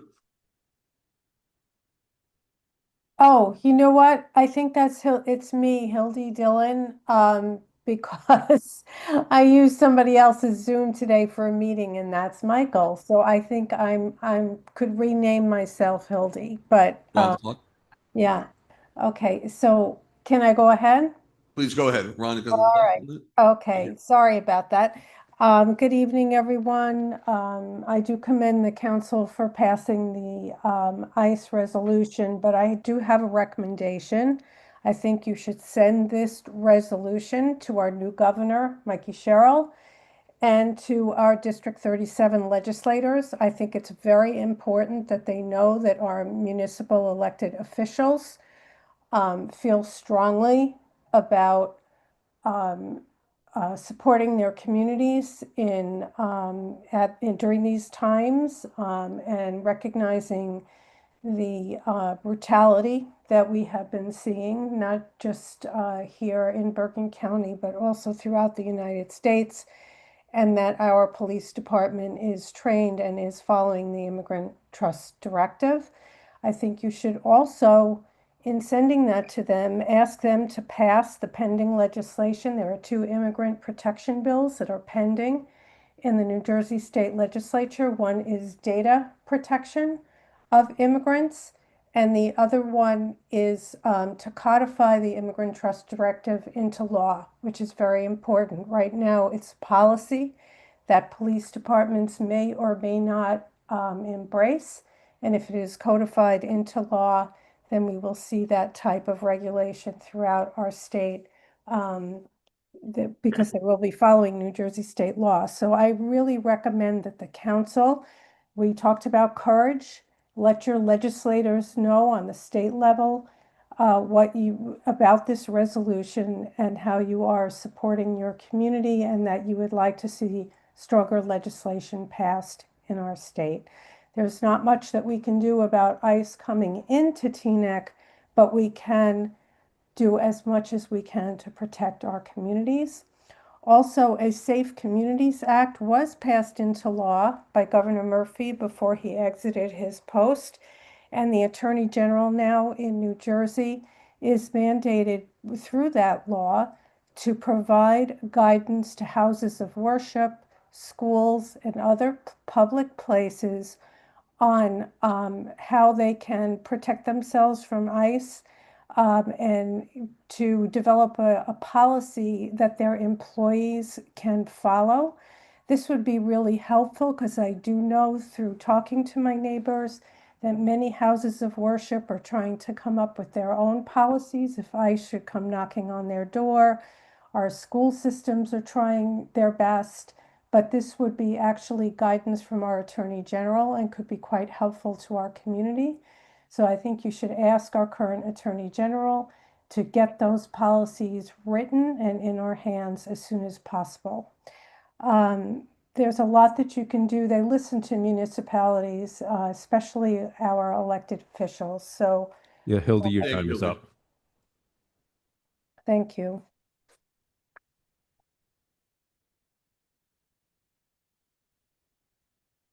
Keith Kaplan, you have 3 minutes. Mr. Kaplan, please unmute yourself. Now. Keith, you're still muted.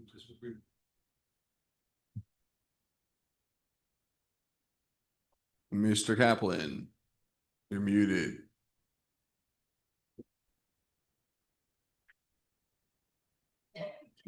Mr. Kaplan. Ron, do we have anyone else after Yeah. Mr. Kaplan? Yeah, someone named Khan. Is that Reshma Khan? Nope. Hi, good evening. This is Hello, Reshma Khan. Oh. Go ahead, please. Hi. Thank you. Thank you, Council, for passing the ICE resolution. Cold, tepid, warm, inviting, it doesn't matter the temperature. We've passed the resolution. Now let's take the next steps of how we can make our residents feel taken care of and not in fear. Forums is a classic example, as well as ways in which we can organize some kind of food drives where friends can take food, groceries, supplies, etc. to the families who are in need. As regards the Crossroads project, it is so abundantly clear that there is so much of a resident opposition to this project, and time and again at every council meeting, you are hearing us and we are coming together, whether we are organized groups or grassroots or not even, everyone has spoken with so much passion and gusto about their opposition to this project. So in what way is this project going to help us? It only seems to be overwhelming residents already, and it is not even up. So how can we actually convince you not to go ahead with this project? Development should improve a community. This is actually doing the opposite of that. And finally, in relation to one of the items of the business that was discussed this evening about the Voti Park upgrade, I think that's great that we want to focus on Voti Park, but time and again, we have talked about using most funds, which taxpayers have said that it is for, we have agreed as per the referendum that it's for acquiring lands, which I get it. There are no open lands for recreation and conservation purposes, developing the open spaces that we have in Teaneck, maintaining those, and historic preservation of historic properties and structures. Now, if we keep focusing our efforts on Voti Park, we are constantly ignoring parks in the Northeast, which include Windsor, Tokoloka, the Feldman Park, and of course the biggest, Argonne, which Councilman G, thank you so much. You stated it so eloquently. It's not a matter of comparing dollars to dollars and what needs to be done. It's a question of, are you going to even think about these parks or leave them derelict? And then God knows, in few years, it will be an AINR. I'm not putting any ideas in your heads, but we know how you have operated over the last few years and how this council has been pushing properties to become AINRs by ignoring them. Some of these parks are beautiful parks, but there's no public access because people are using it as trash sites. So I would suggest and recommend that you use most money where it is supposed to be used and use it fairly, rather than focusing on upgrading what is being done in the current parks. Again, nothing against the Voti upgrade. I think that's fantastic, but there are other parks that have been demanding our attention for a very long time. Thank you. Thank you very much, Ms. Khan. Ron, anybody else? Helen Emond. Helen, please go ahead. Unmute yourself. Hi, Thank you. can you hear me? Yes, ma'am. Hi, my name is Helen Emond. I reside on Falmouth Ave. I've been a resident of Teaneck for 15 years. I'm very concerned about the presence of ICE in town as a parent, as a resident, as a customer of local Teaneck businesses. I am especially disturbed that a young child was recently picked up by ICE at her bus stop going to Lowell Elementary School. How can the children and families in our town, our Teaneck students, be protected from ICE? Also, our local businesses, patients at Holy Name Hospital, and parishioners of our many places of worship be protected from ICE. My children have attended Teaneck Public Schools since kindergarten. They were afraid that their friends or their friends' parents might be deported when they were at Whittier Elementary School during our current president's first administration due to his rhetoric, threats, and policies. Now, almost 10 years later, my kids are now attending Teaneck High School, and that fear is coming to life. ICE is literally here picking up Teaneck residents, including a Teaneck student. Their fear is real. I shared at last month's meeting that my kids sometimes leave school to get lunch at Hot Bagel, Popeyes, or one of the many diverse restaurants on Teaneck Road. ICE has been spotted on Teaneck Road multiple times. I'm concerned about the safety of Teaneck students and the residents of Teaneck, particularly who live in that area of town. The number of comments on social media from members of our community who minimized what happened to the young child who was picked up by ICE at her bus stop, saying basically nothing happened because she was released, were frankly disturbing. This child is going to carry that experience with her, and if there were any children on the bus who witnessed their friend, their busmate, their classmate get picked up by armed agents, they will also carry this with them. I'm a licensed social worker. If you don't know about the ACEs study, look it up. This was an adverse childhood experience created by our federal government. Our local Teaneck government needs to continue to meet the moment. Did ICE's interaction with this family make us feel safer as a community? Not for me.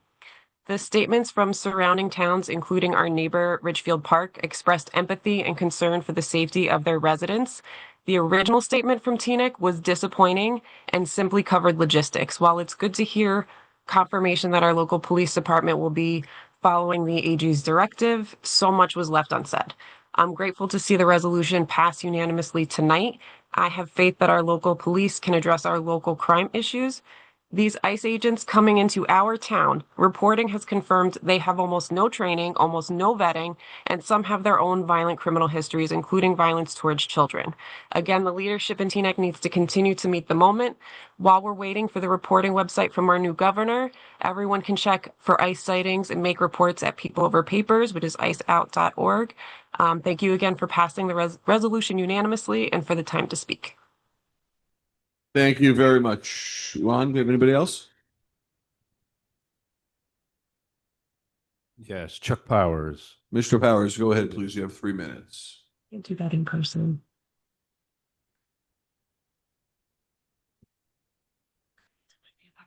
Okay. Helen, I think we need to mute Helen and Chuck, please go ahead. Dr. Powers? Did you Yes, did you we hear you. you hear me now? Yes. First, thanks so much for a unanimous decision on the ICE resolution tonight. Back in the first week in June, we were suddenly told, mostly by our attorneys, that the township absolutely had to pass a whole new set of procedures to deal with affordable housing requirements.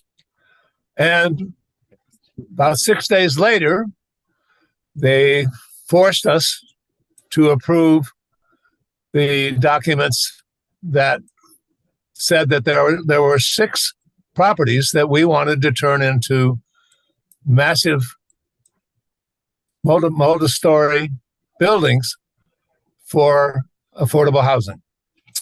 And on the 15th of March, looking ahead to about a month, we're going to be told again by those same lawyers that we absolutely have to pass all of the ordinances which are going to have those 4 of those 6 properties operate in the way in which the developers have said they want them to be and place them.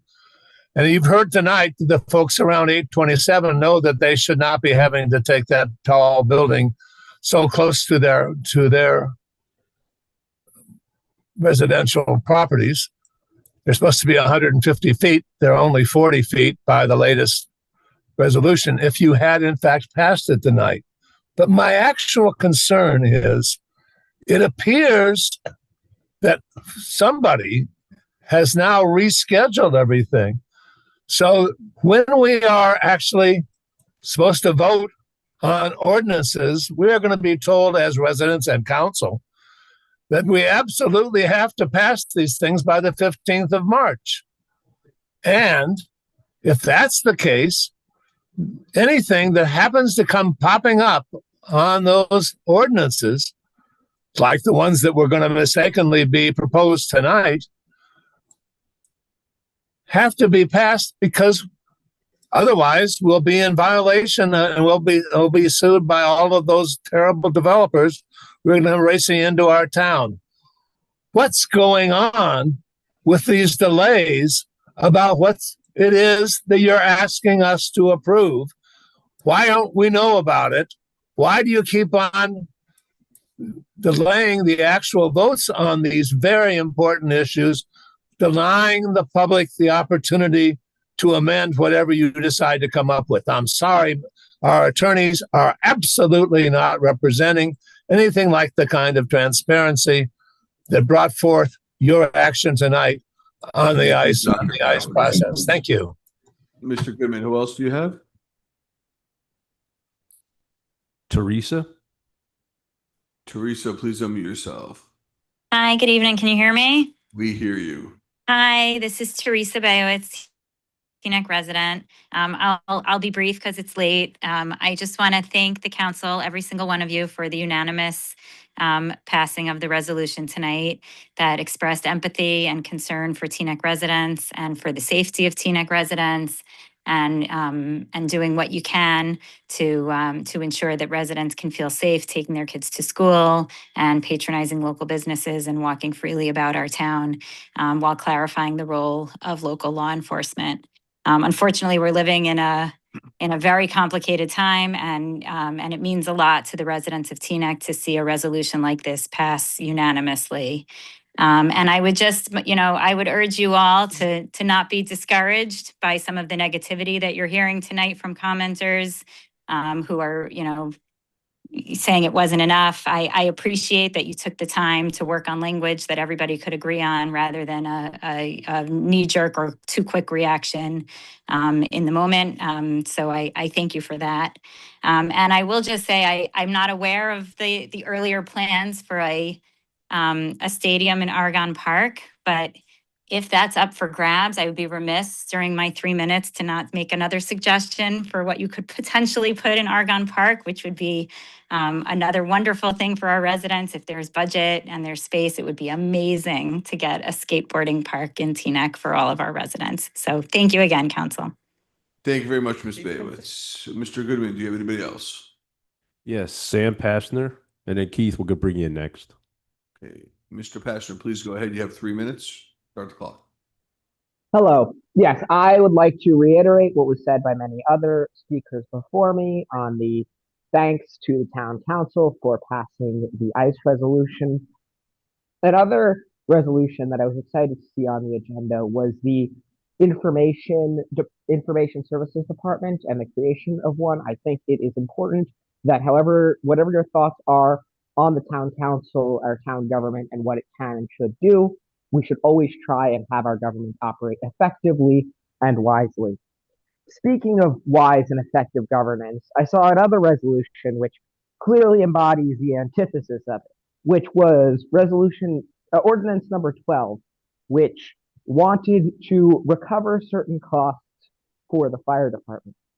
I spoke about this last month about how, frankly, immoral I find this against our town and desperate residents who just would have had major damage to their properties and homes. But not only is it immoral, it's frankly completely unpractical and would be damaging to both people who want to pay insurance on their homes, for people whose house is next door to somebody else's homes who also had nothing to do with a fire that just happened, but would now have their insurance and themselves responsible for a fire that affected their towns. Again, we don't want to discourage people to put out fires and calling the fire department, because if the neighbor's home is on fire and they don't want to put it out, well, that can spread to my house and do damage to me, or to my family's house, I should say, as I don't own a home. I think the fundamental problem here is that we are trying to inefficiently recover costs from residents for what truly is and should be a public service that the residents of this town are already paying for. I do not understand why not only was this ordinance passed in the first place, authored and introduced in the first place, but after discussion last week and comments from the public, it was reintroduced this month. This ordinance is completely ridiculous. It is unwise government, and it is wrong. I do not understand why it got reintroduced, and I really, really hope that it gets defeated once and for all and is never reintroduced again. Thank you so much. Thank you, Mr. Pastor. Okay, Mr. Kaplan, if we can please unmute him for these 3 minutes. Hello, can you hear me? Yes, sir. Go ahead, please. Start the clock.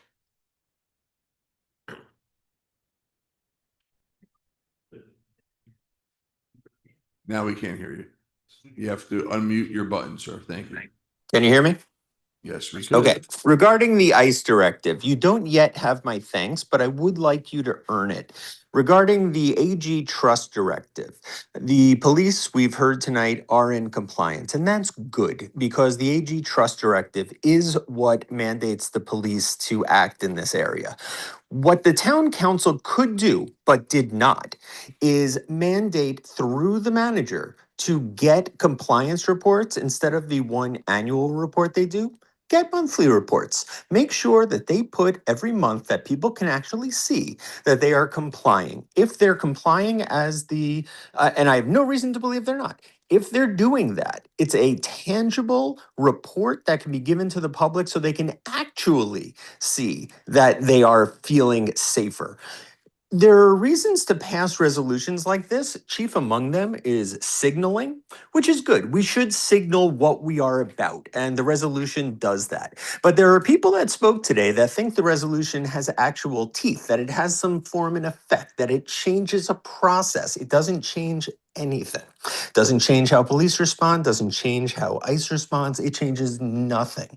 But the mandated reporting of monthly reports, suddenly people know that someone's looking at that, they're going to have a reaction. It might not be, pleasant from the police. They don't necessarily like creating reports. But if you want people to actually feel safer, mandate monthly reporting. Regarding the other trust account we're talking about, why start with Voti Park? You want to put something in Argonne? Put bathrooms.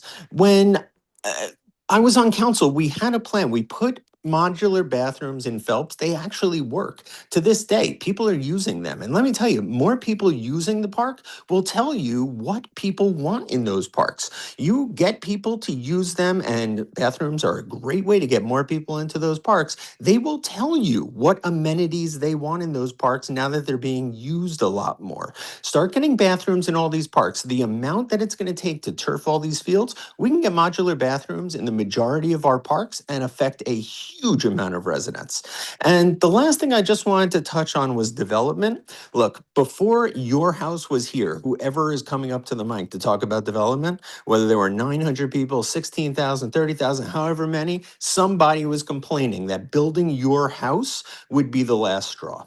And 100 years from now, when people are living in the new homes, those people living in those new homes that you're objecting to right now will be objecting to any future development because it is too much.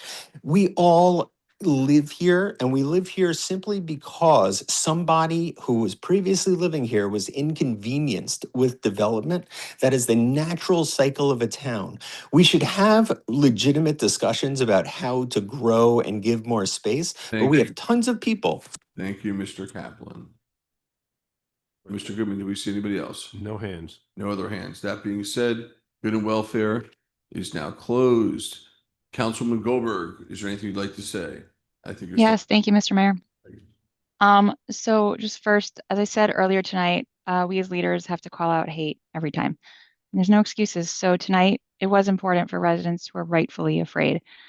So when we stand with our immigrant community, why is anyone bringing up Israel? Tonight just told me that February 10th, 2026 and October 17th, 2023 are both important nights in Teaneck. Anti-Semitism does not require you to just say Jews. It's conspiracy theories. I really wish I didn't have to say that tonight. But I look around and I have no idea what year it is. It sort of feels like 2021 or 2022. I want to thank Mr. Yacht, who seriously took the words that I said at Regina's restaurant on election night. It happened to them and it could happen to you. So thank you for being the only person at the planning board speaking up for the Golf Court residents, Bennett Court, for Margaret Baker. I hear about Crossroads. I hear about 54 West Englewood Avenue. But only Mr. Yacht is speaking out for neighbors when he doesn't live there. So thank you. A certain newsletter once said that the master plan is a social contract. Former Councilman Dr. Toffler and I wrote in that newsletter under the topic of what is the master plan.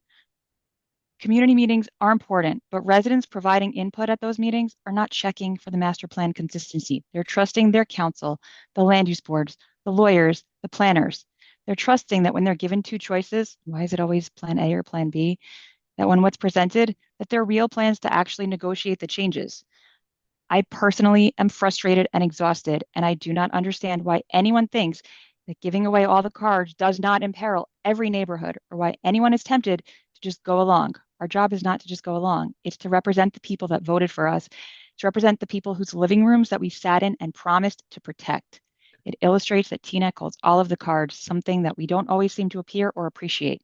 So I hope that whenever the two plans are presented at the 54 West Englewood Avenue Forum, when the ordinance is drafted, that the social contract, that the master plan is respected. We spent 18 months on that. And it needs to be respected at 54 West Englewood Avenue and at Regina's. Every neighborhood in Teaneck deserves that protection. I made changes to those ordinances before. Shockingly, the planning board and the planner agreed with those changes. It doesn't have to be a fight every single time if we do the work before it's introduced. The planning board made sure to put setback requirements in the master plan that we worked so hard on. so that when new buildings about abutting single-family zones like Regina's, that there's not another Margaret Baker. I will not vote to ever let another resident lose sunlight the way she did. There is still time to make changes to protect those residents. Otherwise, I will be voting no on Regina's. It's really not a hard thing to fix. I hope that 3 other members of this council will work with me to protect those neighbors and make those changes and reintroduce the ordinance. And then the planning board and the council may actually vote unanimously without any lengthy discussions that seems to be having. So thank you, Mr. Yuck, and thank you, Mr. Sohn, for your vote on the planning board. That's what representing all of Teaneck means.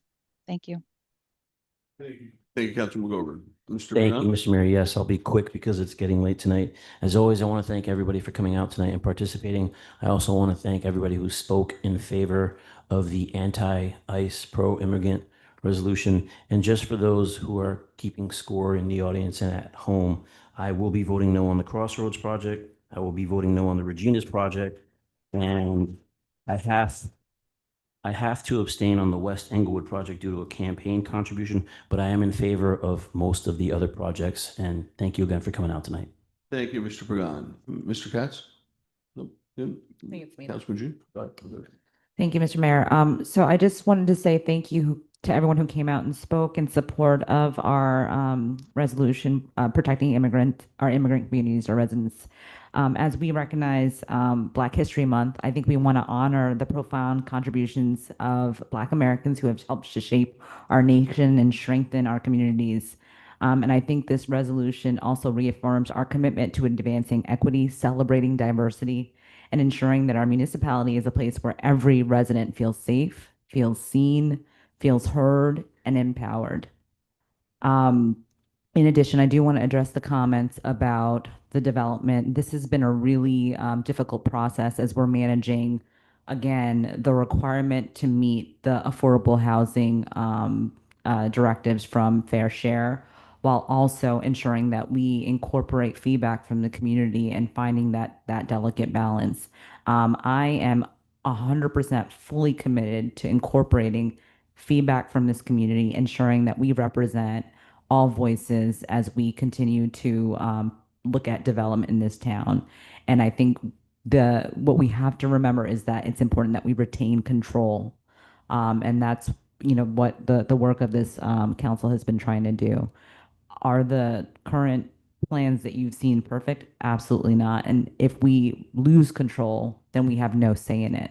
So it's really about trying to manage that delicate balance. And I want you to know that we hear you and we are continuing to advocate for all of you. Thank you. Deputy Mayor? Yeah, I just want to thank everyone for coming out tonight and expressing your concerns. I want to remind residents that there is a community meeting next week on the 17th at 7 p.m. here in the chambers regarding the West Englewood Avenue development. I also just want to underscore the fact that regarding Crossroads, I've always wanted and continue to support a community meeting. We have tentatively scheduled that for February 26th at 8 p.m. here in the chambers. I have always supported having impact studies that are specific to this development because it is a unique development, specifically a traffic study, drainage study, transit analysis. And I would just ask that in regards to the upcoming meeting that Mrs. Manager, that you would try to get a representative from New Jersey Transit and a representative from Senator Gordon Johnson's office here to speak to some of the specific idiosyncrasies surrounding this project. I would like to also underscore the fact that as it's been explained, that there's language that's been tightened up on the public benefit, that we really explore those in detail during that community meeting. I want to also mention that regarding 827 Teaneck Road, Regina's, I've always been in favor of the 4-story height, I believe that the planner has done work to speak to setbacks that are really good. We've come a long way with this. It doesn't mean that it cannot be a 4-story project.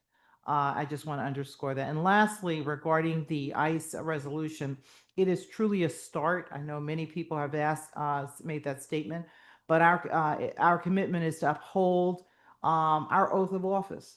That's my guiding light. That's what my litmus test is always going to be. My first action was to raise my right hand and to swear an oath to the Constitution of the state of New Jersey and to the country. What the next steps speak to is that we stay engaged. We must all stay engaged. We must look out for our neighbors. Looking at Governor Mikey Sherrill has established this portal where we can upload photos. So we do want to if we see something, take pictures of it. We have a right to do that. We have a right to protest. We have a right to freedom of speech. We have a right to assemble, and we have a right to protest. And we are, and our residents and immigrants are entitled to due process. Someone had mentioned the fact that what about prior administrations when it comes to immigration? I don't think we ever under any former administration seen the level of brutality that we're seeing in the streets today. I can speak from a Democratic presidency, President Obama, or even the Bush administration or any other administration. I do not believe we have seen the level of illegal, brutal actions that have been taken. And it's not acceptable. We're seeing poorly trained masked men and women who are refusing to identify themselves. This is truly a police state. And this is the origin of why this resolution is so important. And lastly, our measure of who we are as a township and even as a nation is not to compare ourselves to wannabe democracies or democracies that are pretending to be democracies or masquerading as democracies. Our measure is our Constitution. Thank you very much, Deputy Mayor. Deputy Morgan? So did nobody else think it was adorable to have the girls here at a meeting during Women's Month in March? I thought it was so cute. I would love to do that. Maybe not on the 10th because we're very busy, but maybe on the 31st. I'm happy to reach out to her and see if we can plan something. Mr. Addison, I'm going to try to get to the library. I do have a shift this Thursday night till late, but I'm going to try to get there on a Thursday. We have a really vibrant Parks, Playground, and Recreation Advisory Board, and we're doing work in every park. We did put the bathrooms in Phelps. We also we're putting them in Brooks. We're putting them in Argonne.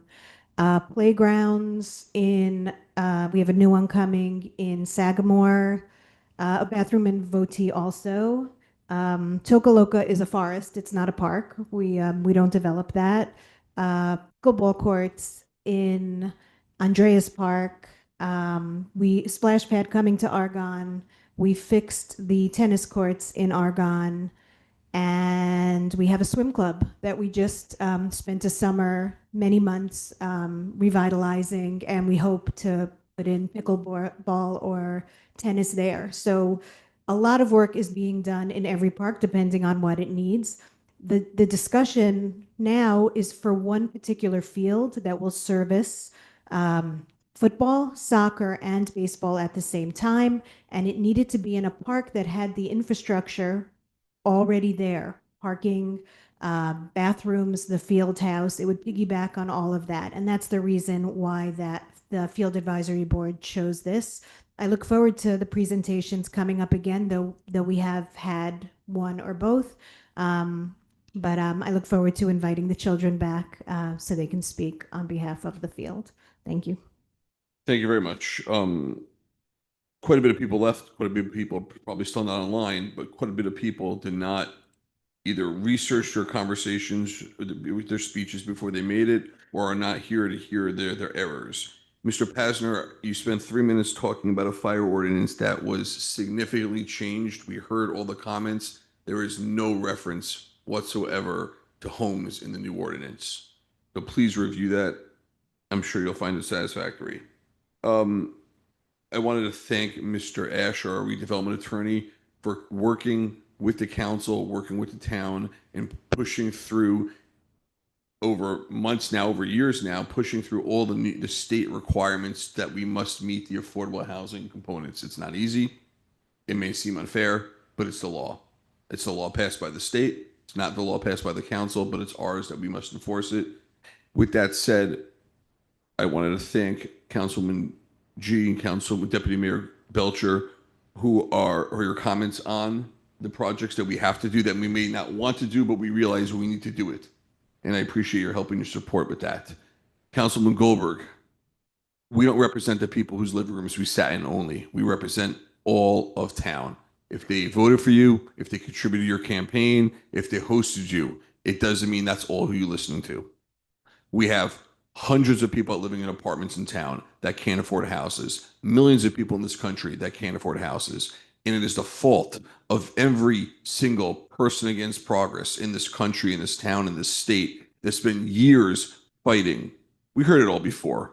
We were promised derailments by Avalon. We were promised derailments by the charter school. We were promised derailments up and down the train tracks. We were promised that 1-500 would create massive traffic. Every single building that we've built has only done one thing: brought in millions upon millions of dollars to this town, created hundreds of affordable units, created opportunities for people to come and live in Teaneck, the same opportunities that we had because we were able to buy something or rent something. And now we're doing that, like Mr. Kaplan said, for other people.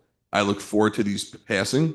I look forward to the developments bringing affordability and bringing people to our downtown business districts. And with that, we look forward to going to the consent agenda as well. Thank you.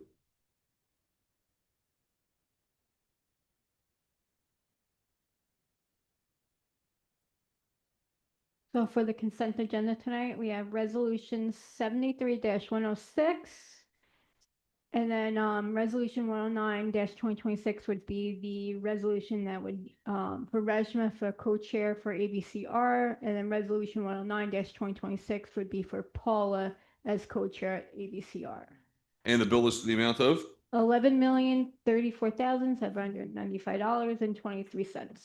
Thank you very much. Sorry, So- wait, 108 and 109 were the co-chair ones? 108, 109. What's 107 again?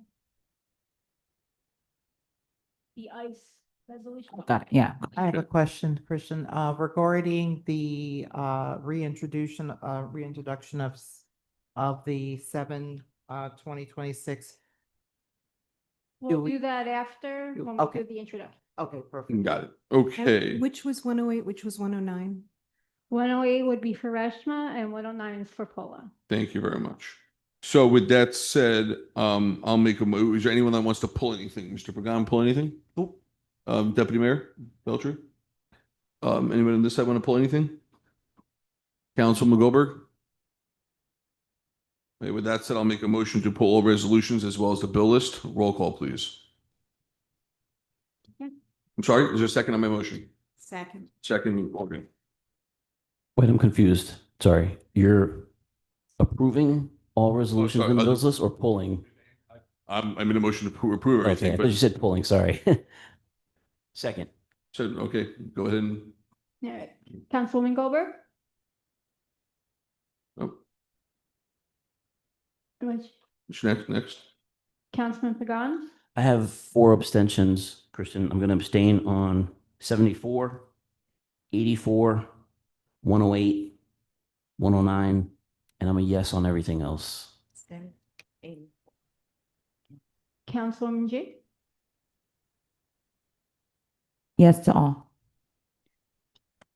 Councilman Katz? Yes, with an abstention on the bill list.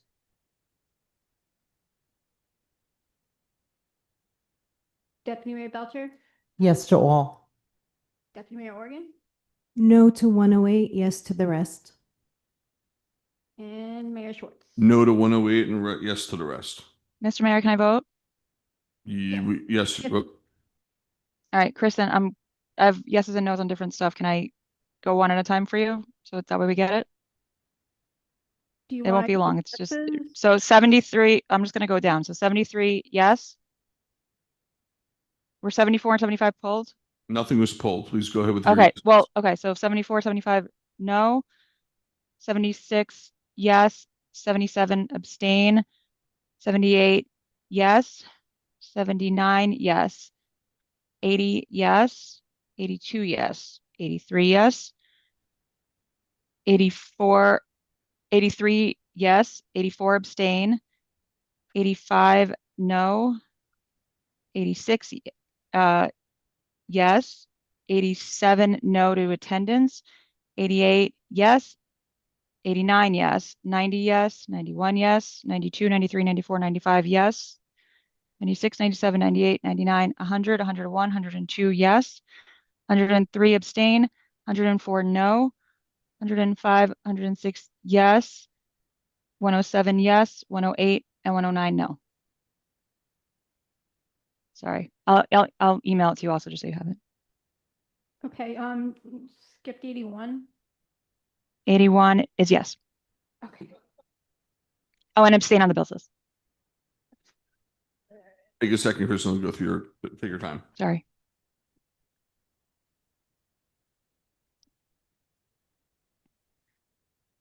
I just want to check the budget ones.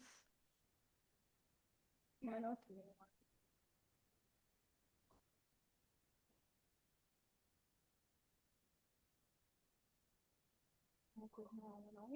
So we're good.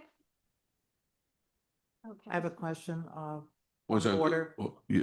Oh, what you want me to vote first or you have the total? She has all the votes. You have all the Okay, votes? I have a point of order. Can you just confirm, the status of 107 and 108? Which one was 107? We pulled, 107 wasn't being voted on. You're looking for 108 and 109. 108 to 109, yes. You stand.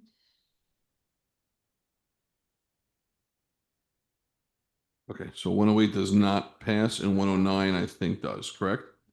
Thank you very much. And the bill is passed. Okay. Sorry, just point of information.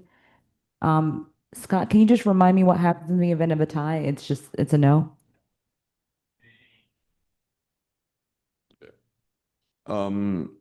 Okay, and with that, we'll head to our introduction of ordinances. Was there an adjustment made on, Mr. Attorney, as we're relating to 7, that 7 no longer has an issue, or? Yeah, that's correct. So there was a misunderstanding. It's my fault. The question was about whether or not we had a 15 or 20% set aside for sales or for units that were for sale. It was my impression before that we had a 15%, and so the request was to increase to 20%. But that was my understanding was incorrect. After reviewing the code, we realized we do currently have a 20%, so no further changes needed. So I mean, we're at this point, might as well we just reintroduce it and. Understood. So we'll reintroduce it now, and that'll be up for vote next time, even though there are no changes. But isn't there a problem that it explicitly says rentals? Shouldn't we just take out rentals if the inference is that it's for all property? So either we should take out rentals or we should add resales. So that makes sense. I agree with Deputy Mayor Belcher, but the code does say 20, right? Code currently says 15% rentals, 20% for sale. If the code is going to be updated to be both, what Deputy Mayor Belcher is saying makes sense, but they both, right now, there is the separate. So I get what she's saying, and I agree with it. I just don't know what the intent is. So this is 6 of one, half dozen of another. We can either have it say they're currently separated, and we can, and if we make the changes that are in here currently, they will both say 20%, or we can. There were a couple other sections that we would need to change as well to remove references to for sale properties, but we could do that either way. But there's only 2 possibilities. It can only be a rental or a resale. Would you agree with that? I do. Yeah. Okay, so why don't we just be explicit and call it what it is? So you're saying you want to remove the references to rentals or for sale and just make it that for all projects? Yeah, It's fine. across the board. Good. Yeah. Okay, we can do that. So that works seemingly for everyone. What do you want us to do to implement that? I would ask that we introduce this by title then, if the clerk just read the title, give it a new Yes. number, and then that will be published when we adopt. Understood. Wait, Mr. Attorney, is there anything else that would have to be adjusted? Like, do you want to, Said no. like, there's a part, no, but I just want to make sure, like, I feel like on the spot, it's kind of confusing. So And I yeah. would kind of, yeah. So there I like the concept, but I just want to be sure before, so we don't have to fix it later. Yeah, so there can be other sections in the code that we're gonna have that we will tweak. We don't, for introduction purposes, as a practice, So- the township, we always we typically will include copies of the ordinances at introduction. We don't actually need to do that. We just need to introduce by title, and then the actual text will be made available for adoption. So at this point, we can introduce it by title. I have the instructions of what I'm gonna change, and then the council will get it back and the public will get it back for adoption with the correct text. So I would be more comfortable if we were tabling it, just so we could make sure that it's done, because once it's tabled and we have to reintroduce it, we potentially lose the deadline. Sorry, can we get the guidance and implement and not talk about it for the whole hours Yep. until the next meeting? We'll Yeah, at this point, I just need to be introduced, but we could use the same title, just change the ordinance number. Thank you very much. Ms. Clerk, if you can please reintroduce as per the attorney's comment.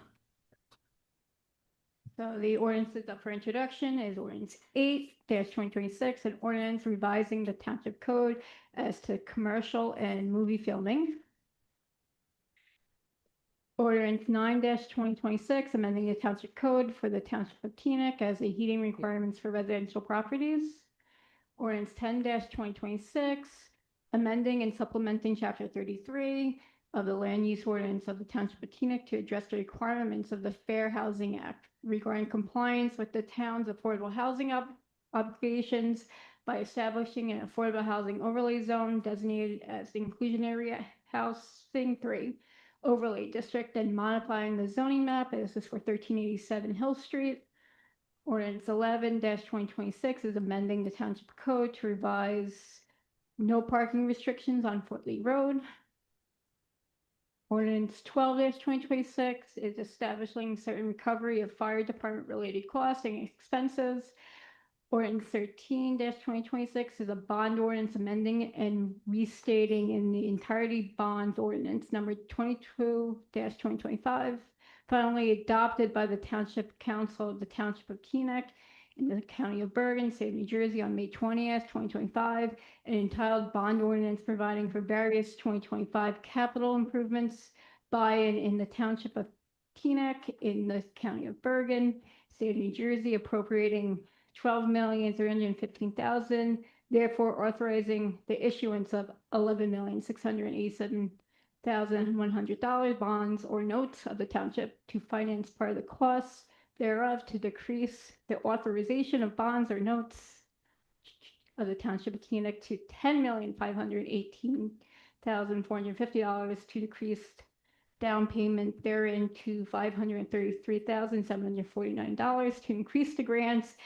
therein to $242,801, and to amend the description of the grants referenced in section 1A, B, and C, and other provisions. And ordinance 14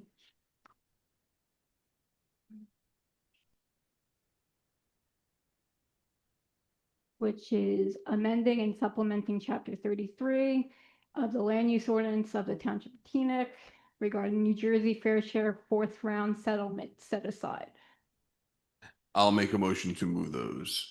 Mr. Mayor, can I ask the attorney some questions or discussion on please. some of these? So, I don't know if do you want to move some of them? I only have questions Ask on. the question first and then we'll. Okay, so Mr. Attorney, on 9, where did this come from? I'm not even sure. This is the heating one? I don't remember us discussing it. I have just no idea where it came from. I'm sorry, we're on 9. I gotta get. Amending the township code for as to heating requirements. I have no idea where it came from. Oh, the heating requirements, that came from a complaint that we received from a resident that pointed out that there was a disparity between what we currently had in the code and what the revised state law required. They were revised a few years ago, so that was upon request from, yeah, that's from the health officer, that we update just to match the state code. Thank you. So that's the state code now, and that just wanted to know on that one. On 8, I'm just curious. I know we sort of talked about it last meeting, but don't we? So what's the difference between this versus what we have in the code on the film ordinance now? Because we do have something. So I'm not clear what.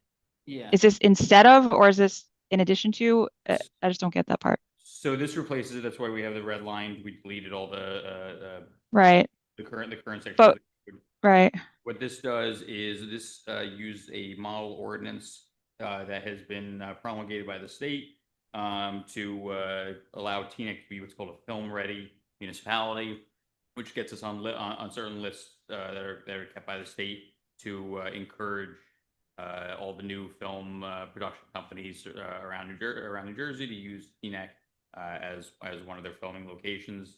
That's bring more increased revenue both to town as well as to individual property owners as situations as movies, TV shows come up. Okay, and then on I've nothing on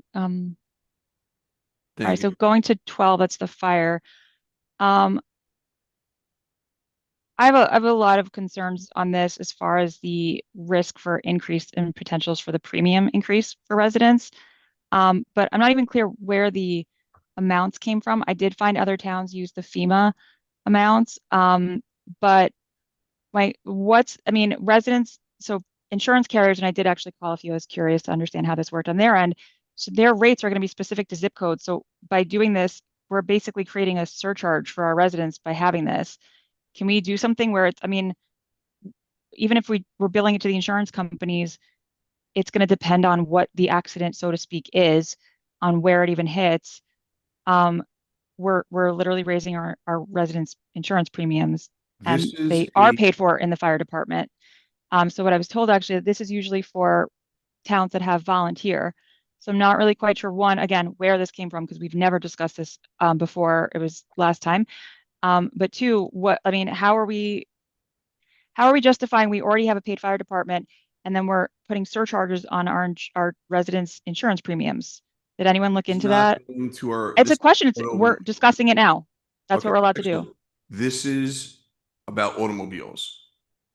Insurance premiums on automobiles insurance. We're billing the insurance. Accident. You spoke now. I'm going to speak. Go ahead.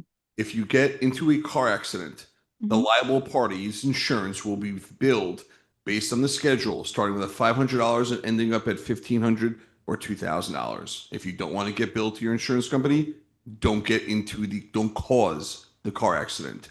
As it relates to volunteer or no volunteer fire department, I've been a volunteer for 28 years. This town spends well north of $13 million on labor for our fire department. The labor costs, the firefighter costs, the fire engine costs are going up. I can take the money out of everyone in this room, in this town's pocket, and I being the council.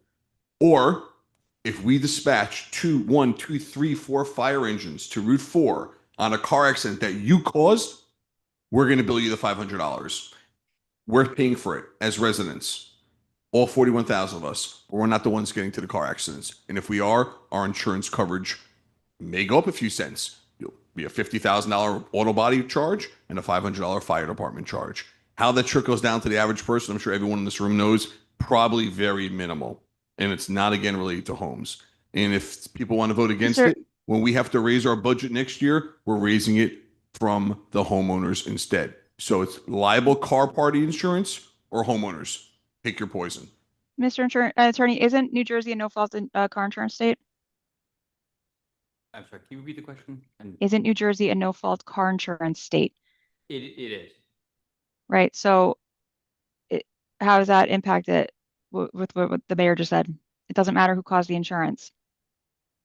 And so for the example, I was actually told by my insurance carrier, I was questioning, and in the instance of, let's say, a tree falls on my car, that's an automobile, that would not hit that would hit a different line of my insurance that, people, it's not hitting, liability. It's not hitting, this was really technical, but it's hitting, you're raising premiums and people are hurting. we're double taxing, first of all, but also still not sure where the amounts came from. We talk about jaws of life. I've been extricated by the jaws of life by a drunk driver. My mother would have had to pay $1,500 to get me out. The guy disappeared. That's putting money on the victim because he disappeared.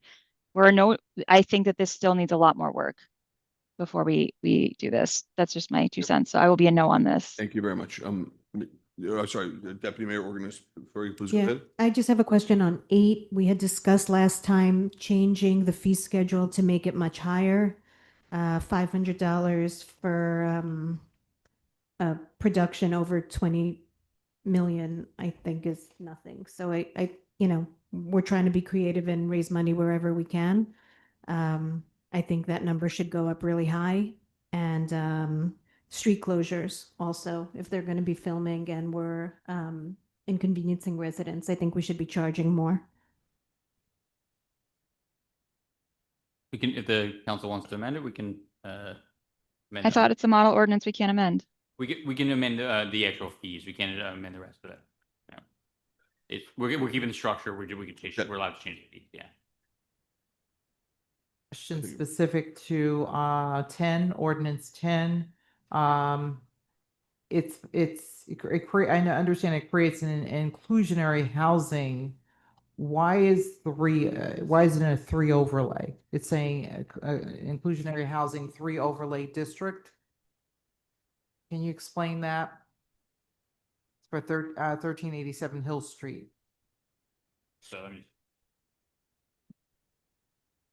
So which is what's the specific language? It's 10 2026. Yep. It says creates an inclusionary housing 3 overlay. Oh, that's just the name of the district. It just, so for there's IH2 or there's IH3 as opposed to an IH2 or as opposed to IH1. Okay, just because the name of it. Regina's doesn't have that, or nor does Palisades Avenue. I don't see that. I don't see. Okay, wait a minute. I do see it. Okay, you're saying inclusionary housing 1, inclusionary housing 2. Yeah. 3. It's, Okay, it's just got for it. reference so people don't get confused between the. Got it. the Got it. zones. I just was wondering why that stuck out like that. Mhm. Okay, Thank you very much. Anyone else? All right, Ms. Clerk, if we can do the roll call individually, please, that would be great. I make a motion we're going to make a motion for all, and if there's a second on all. How do we change the dollar amount here? Yeah, you're willing to, I would make a motion to amend to, do you have specific So numbers? Yeah, I mean, you tell me what other people think, but I would make a motion to amend 8. To daily filming on public property, a project with a budget under 20 million for $2,000 a day. And if the budget is over 20 million, $10,000 a day, and street closures instead of 5,000 a day, 10,000 a day. But we want to typecast ourselves into specific numbers? I mean, don't we want to be open-ended about that? And we have to include some amount of fees in the ordinance. Otherwise, that's just the only way that the council can promulgate what fees were charged anyway. Are you suggesting that we just leave the Have a minimum, just to say that this is the ceiling. This is where, I mean, this is the base of minimum amount of. I mean, so we couldn't do that with the categories as they are because we can't leave it up to anyone's discretion as to how much fees they would charge. So like in this case, if based on what you're saying, we'll leave it up to, let's say, Doug or Kristen's discretion as to what they're charging. We can't do that. The council that's allowed to have that. So if you want to add more categories, actually no, sorry, I'm saying out loud, I'm realizing we can't do that without changing the model ordinance. So I think we would just need to give specific amounts. That's the only thing we change. Yes, sir. I'm sorry, was the fees before, my microphone has feedback for some reason. Was the fees before also based on the budget, or was that something that was just changed now? I can't answer that question. I'm not sure. The ones that are currently listed? The fee, the filming fees, I don't remember it being based on the budget of the movie. I thought it was just for specific needs. For the one that's currently in the code. That's correct. Yeah, it's not based on, yeah. But we just added the budget. Listen, my concern is, listen, it's not like Hollywood's banging down the doors to come and shoot here. I think it's a real honor when they do. Obviously, we want to make money. I just don't want to be a deterrent either. That's my, I want to find that balance. I agree with Deputy Mayor Organ about trying to find creative revenue. I just want to find, not chase away revenue also. I don't think we've gotten, We don't have what we don't. that we've gotten none to very little revenue, so this is actually a revenue source, but if you have other dollar amounts to suggest. I mean, I would just do it, I would just increase it nominally. I don't know if I would put in the, based on the film budget, like, when they apply for a permit, is that something they submit? I mean, I thought in the past they just apply for a permit and then we charge them based on their requests. Well, Scott's saying we can't do that, we have to have a dollar amount in the. Under the, to keep maintaining on model ordinance. No, I know, but we have to know their budget. Right, we don't know that. We don't know what we don't know. So, I mean, why don't we just put a minimum amount to, Councilman Katz's point, we don't have anything now. So, I mean, it's just like Well, we do basically have- opening up the door to say we're open, we're a town that's ready and to be film ready. And that's the Yeah, whole idea. especially We can with- always adjust it over time, just like anything else. If we find that, but I don't think we have any production companies knocking at our door right now, so. So not to give you a problem to your solution, I'll come up with a solution to my problem. Maybe we can strike the film budget request. There's two of them that you're addressing, right? Street closing, and what's the other one? Filming per day? The fees. Daily filming. Yeah, So right now, the daily filming fee is what, how much? minimum of whatever's within there now, 20, what is it, Scott? $150 if they're under a $20 million project, or $500 if they're over five. They spend more than that on coffee. No, I know, I'm not, Dr. Yuck said at the last meeting that they offered him to sit on his lawn over $1,000. Yeah, just to sit on his lawn. So we're actually throwing money out now by doing this. If anybody's coming here to film, I don't think $2,000 is going to be a deterrent for them, or 10. I don't think they're going right, to go so to what another if we town just for this. remove the budget and just put it down? Or, it's okay. So why don't we let's amend the motion and let's vote on it. We'll Yeah. form a subcommittee to review it Uh, and have a community meeting, Yes. Two community meetings. 2 community meetings. And rush it through over 3 years. My motion to amend, if there's a second, is daily filming on public property under 20 million, $2,000 a day, over 20 million, 10,000 a day, and street closures, which we fall into the 10,000 residents, should be 10,000 a day. Before seconding that, I would say, let's go back to the commission. I would want to get some input from the state commission, because I would hate for us to put numbers there that the commission would say, would have some kind of directive on. So Okay. why don't we go back to the Do commission? we need to table it or just pull it? It has to be reintroduced, no? Yeah, we didn't introduce it, so So we can just, Yeah, we could, yes, just pull it. disregard it. Okay, with that said, I have a question. yes, ma'am. Okay, going back to 10, my question has to do with housing overlay zoning with the specific density and design. Where do we get that specific density and design? I'm sorry. We've not seen, Which one are we looking? this is for 10, ordinance 10, Hill Street. Can you speak to that in terms of density, design, parking? I know the affordable housing requirements, I know what that is, Yeah. but what is specific density, design, and parking? Can you All speak to that comes from the planners. What is Hill Street? I don't know the specifics of that. I can ask, and I can see if I can get one of them on, Yeah, but Are they on Zoom? find out. Abstain. Is topology on to speak to that perhaps? They can When they're talking about specific, we're talking about specific density and design and parking. I'm finding out if they can jump. Somebody just raised their hand. Somebody named Nash? Sash here? Mhm. And I don't see it in the package. In other words, what is the specifics on density, what are the specifics on design and parking?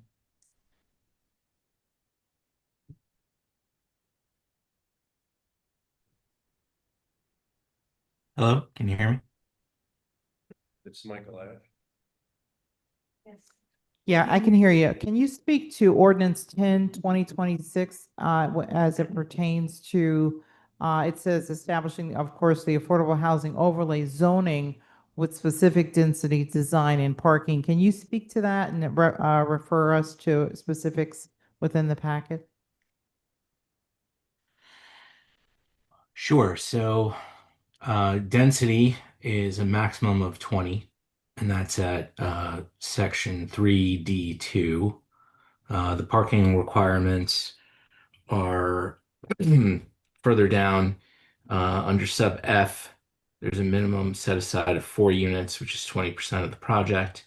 The parking requirements are in sub G, and the design standards are in sub J.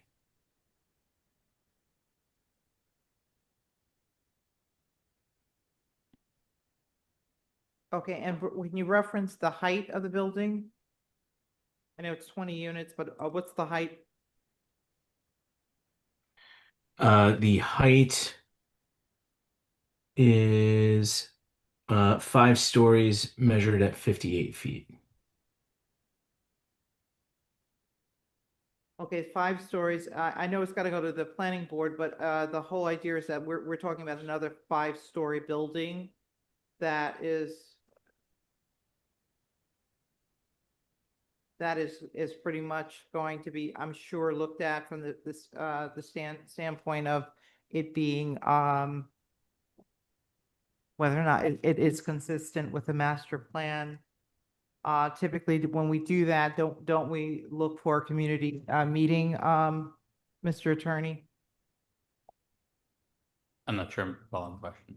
Well, what I'm saying is that we're talking about a 5-story building. We have the same issue right now on 827 Teaneck Road, a 5-story building where we're asking to the planning board to address things that, you know, and it's coming from the council from the standpoint of saying we're sending things over to the planning board.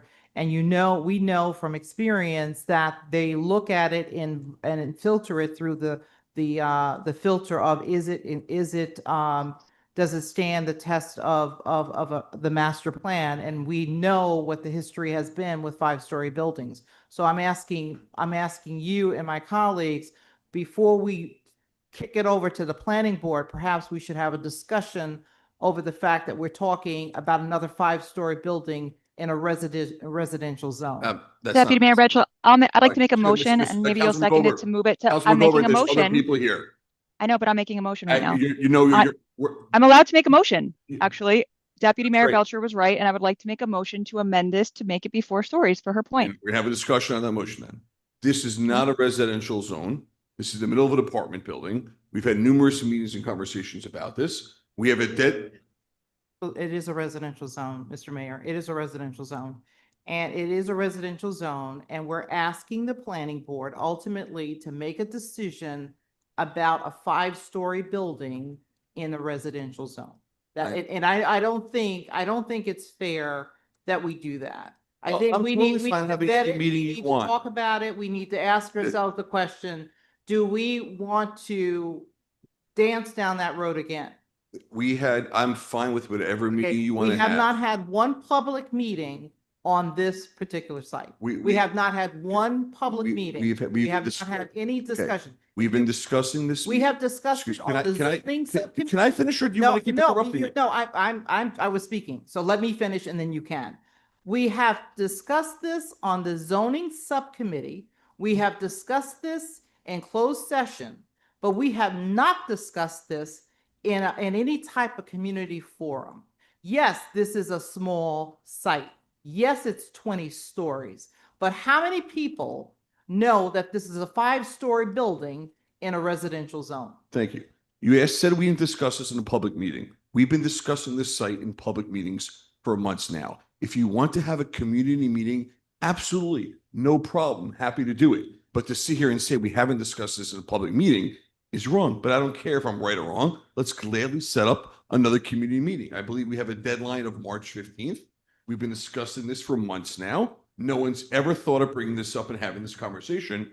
We've looked at maps, we've looked at pictures, our clerk's showing 360 views, but gladly happy to have a community meeting. As long as we all know we're going up against the clock, because now it's February 10th, and now the first request from council for a community meeting is 35 days out from the deadline. Glad to have the meeting. Please take charge of it. I'm not the one that wants to have the meeting, so I don't care when you want to have it. By all means, we welcome everyone's participation. Well, I would like to amend Councilwoman Goldberg's motion. Well, I would second it, but I want to also amend it to say let's look at the whole idea of a 4-story.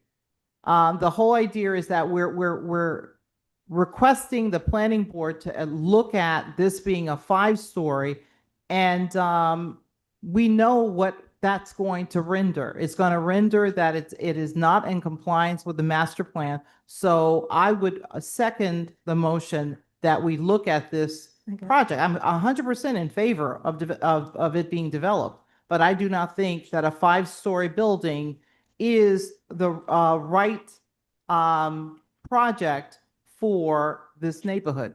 And you know what? Truth be told, this is right on the corner, around the corner from 54 West Englewood. And I said the same thing about that. I'm having an issue with a 4-story, 4 stories on 54. So why would we do a 5-story right around the corner? So it was 4-story when the developer came to the zoning subcommittee and you asked for additional affordable. And he said the only way I can do it is by putting another story on. And we said, okay, but this was your request. You were the one that asked him to add. You asked to go to 20%. I was sitting here. 20% I asked to go to, but I didn't say add a story to it. No, but they came did back not. with us and said, we can, here's the plan, here's the new plan for it. It was shown to us and it was at your request that they changed it. He may go down now with affordable. I don't know that we can do that. It works with the calculations, but 4 stories on this, because one is parking, would lead to less affordable. And that was at your request. I would say, okay, even if we are asking for more affordable, I believe that it's very important that the community know these types of details, that they don't have the knowledge of this when we're voting on it. How many people in the community that live in this community know that this is a 5-story building? I don't think many do. So yes, I did 100% ask for more affordable units. I will always ask for more affordable units, but I do not necessarily think that it has to be 5 stories, even if it means adjusting affordable. I don't know who knows the answer to this, and So wait- we have to look at it, but on Lozier Place, the castle, how many stories is that? That's 6? Lozier Place and 1-500 are 6 stories. And Walraven, But I'm just going to make a motion to extend the meeting. Wait, I made a motion and I think Deputy Mayor Belcher seconded it and I'm we're- not we're clear. There's a gonna motion on the cancel our table, meeting. Mr. Mayor. Yeah, you're right. We're making a motion to extend the meeting by 15 minutes. Do I have a second on that? All in favor? Aye. Thank you, Mr. Organ. Ms. Organ, finish your sentence, please. I'm just wondering, so Walraven is across the street, so how many stories is that? Is that 4 stories, 5 stories? Okay, so are we able to change, are we scheduling the meeting, or do you want to, does Mr. Ash want to speak to where we are right now in terms of what we committed to affordable housing? Because if they lower the structure, then our count is off. So, I mean, this was done 6 months ago, so I can't speak to it. I always like to hear my cash talk, so I'm happy to hear. Beautiful. Okay, Mr. I think Ash, we should vote on the comment? motion that's on there and then the planning board can review it and then we have time in the next meeting. This way we're not doing that, but I think we were making the same motion. It sounded like that. Can you just clarify, Deputy Mayor Belcher? Yeah, I did second your Okay. motion. All right. Do we want our council do we want our council to opine on whether or not we're allowed to change this? Or if we have a settlement agreement, then I'm gonna. Mike's on? Yeah, I would like to hear from him. I would suggest that we hear from Mike on this. Thank Because he's the one that's been talking to the developers. Thank you. Mr. Ash, if you could please comment on this motion. Sure. So the settlement that the township agreed to is for a density of 20 overall units with the 20% set aside. This is a 9,500 square foot lot. I do not believe it can accommodate 20 units in a 4-story building. It's a very small lot for this amount of density. So are you saying if we have to put that amount of units on, whether it be a 1-story or a 2-story or a 3-story or a 4-story or a 5-story, that amount of units has to be put with that affordability as per our legal settlement? Fact? Yes, and it has to be a site that is economically viable for development.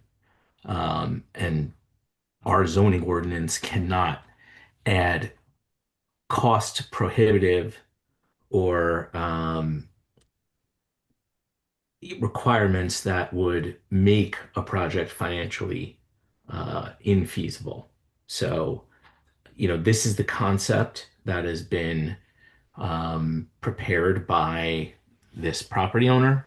I believe this concept was reviewed in multiple iterations at multiple meetings of the zoning subcommittee, with requests from the town planner, topology, the bulk requirements, were reduced, and height was reduced as much as possible to allow for this building envelope that would provide a density of 20 total units.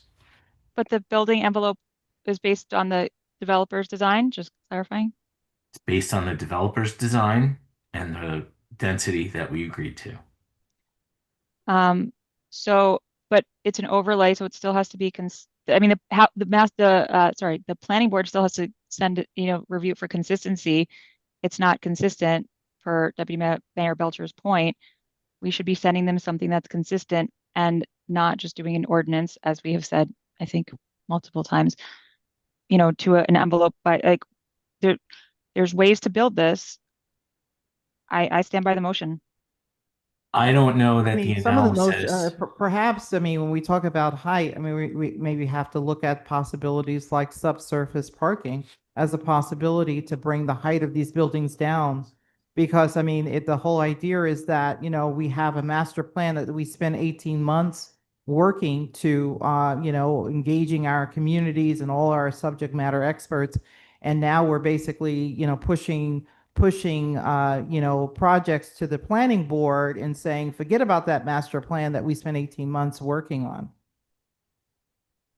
Mr. Ash, do you want to speak to the subsurface factor? Adding subsurface parking to a property this size, I don't know if it's physically possible. I also don't know what the subsurface conditions are. I don't know what the water table is in this location. And I can't speak for the property owner, but I think the response would be that it is an additional cost that a project this size cannot incur when there are only 16 market rate units. We're doing zoning, right? I also don't know that the reasons that the planning board found the 827 Teaneck Road ordinance, the first iteration in December, I don't know that the same characteristics and setback requirements that were deemed to be inconsistent with that first ordinance, whether that same zoning analysis will apply to this site and this overlays ordinance. And this is a residential neighborhood, but this specific property is surrounded by multifamily buildings. Can I just ask a general question, Mr. Ash? So this is an overlay zone, so we're doing zoning. So it's not, there's no designated redeveloper. I'm just trying to make sure that I have the process right. So it's an overlay zone, so we're changing the zoning. So if we want to say that this zone in a residential zone, so that there is not another Margaret Baker, that it's 4 stories and that consistency would be there. It's somewhat, it's our zoning ordinance, not a redevelopment. I just want to make sure that I have it right in that regard. It is a zoning ordinance, correct? Okay, I just wanted to make sure. Thank you. Is there a vote? So there's a motion. So I think there's a motion on the table to amend it first. So Yeah, roll let's calls. do roll call on that. Councilwoman Goldberg, Yes. Councilman Braun, Yes. Councilwoman G, Yes. Councilman Katz, This is 51 was saying, this is 50. The Hill. The Hill, yeah, I'm abstaining. Deputy Mayor Belcher, Yes. Deputy Mayor Organ, No. Mayor Schwartz. No.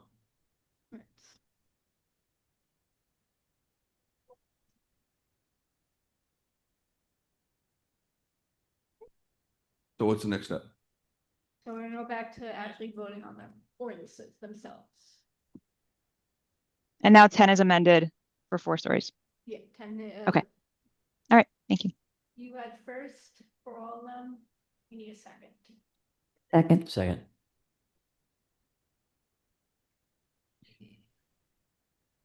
Councilwoman Goldberg. Wait, I just want to make sure for 8, that's the film. Yeah, 8 Were was- we coming back to it? Or was it Let's still, hold. still eight on? was pulled, so this is gonna be 9 through 14 with 10 being amended. Okay, so yes on 9, yes on 10, yes on 11, no on 12, and no on 13. And then, I'm sorry, 14 also, which was the one that we did first, that was ordinance 7. That was which? It was ordinance 7, and then it was amended. I'm abstaining on that. I don't have it in front of me. And yeah, I'm abstaining. I can't vote on that right now. Don't have a ordinance 7. It was the old ordinance 7. I can't hear him. It was 7 and then we amended it, so it got a new number. Now it's 14.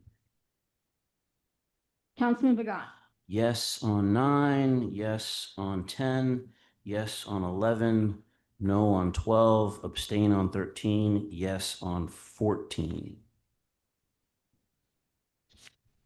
Councilwoman G, Yes to all.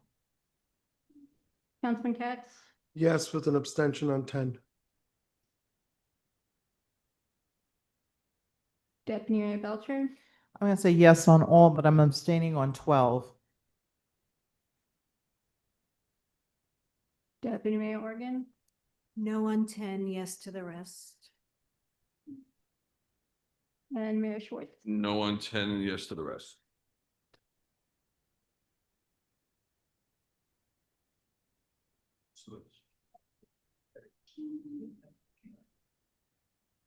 Okay, Lois, you ready? Make a motion to adjourn. So moved, all in favor? Chairman is 11:08 p.m. Bobby, take care.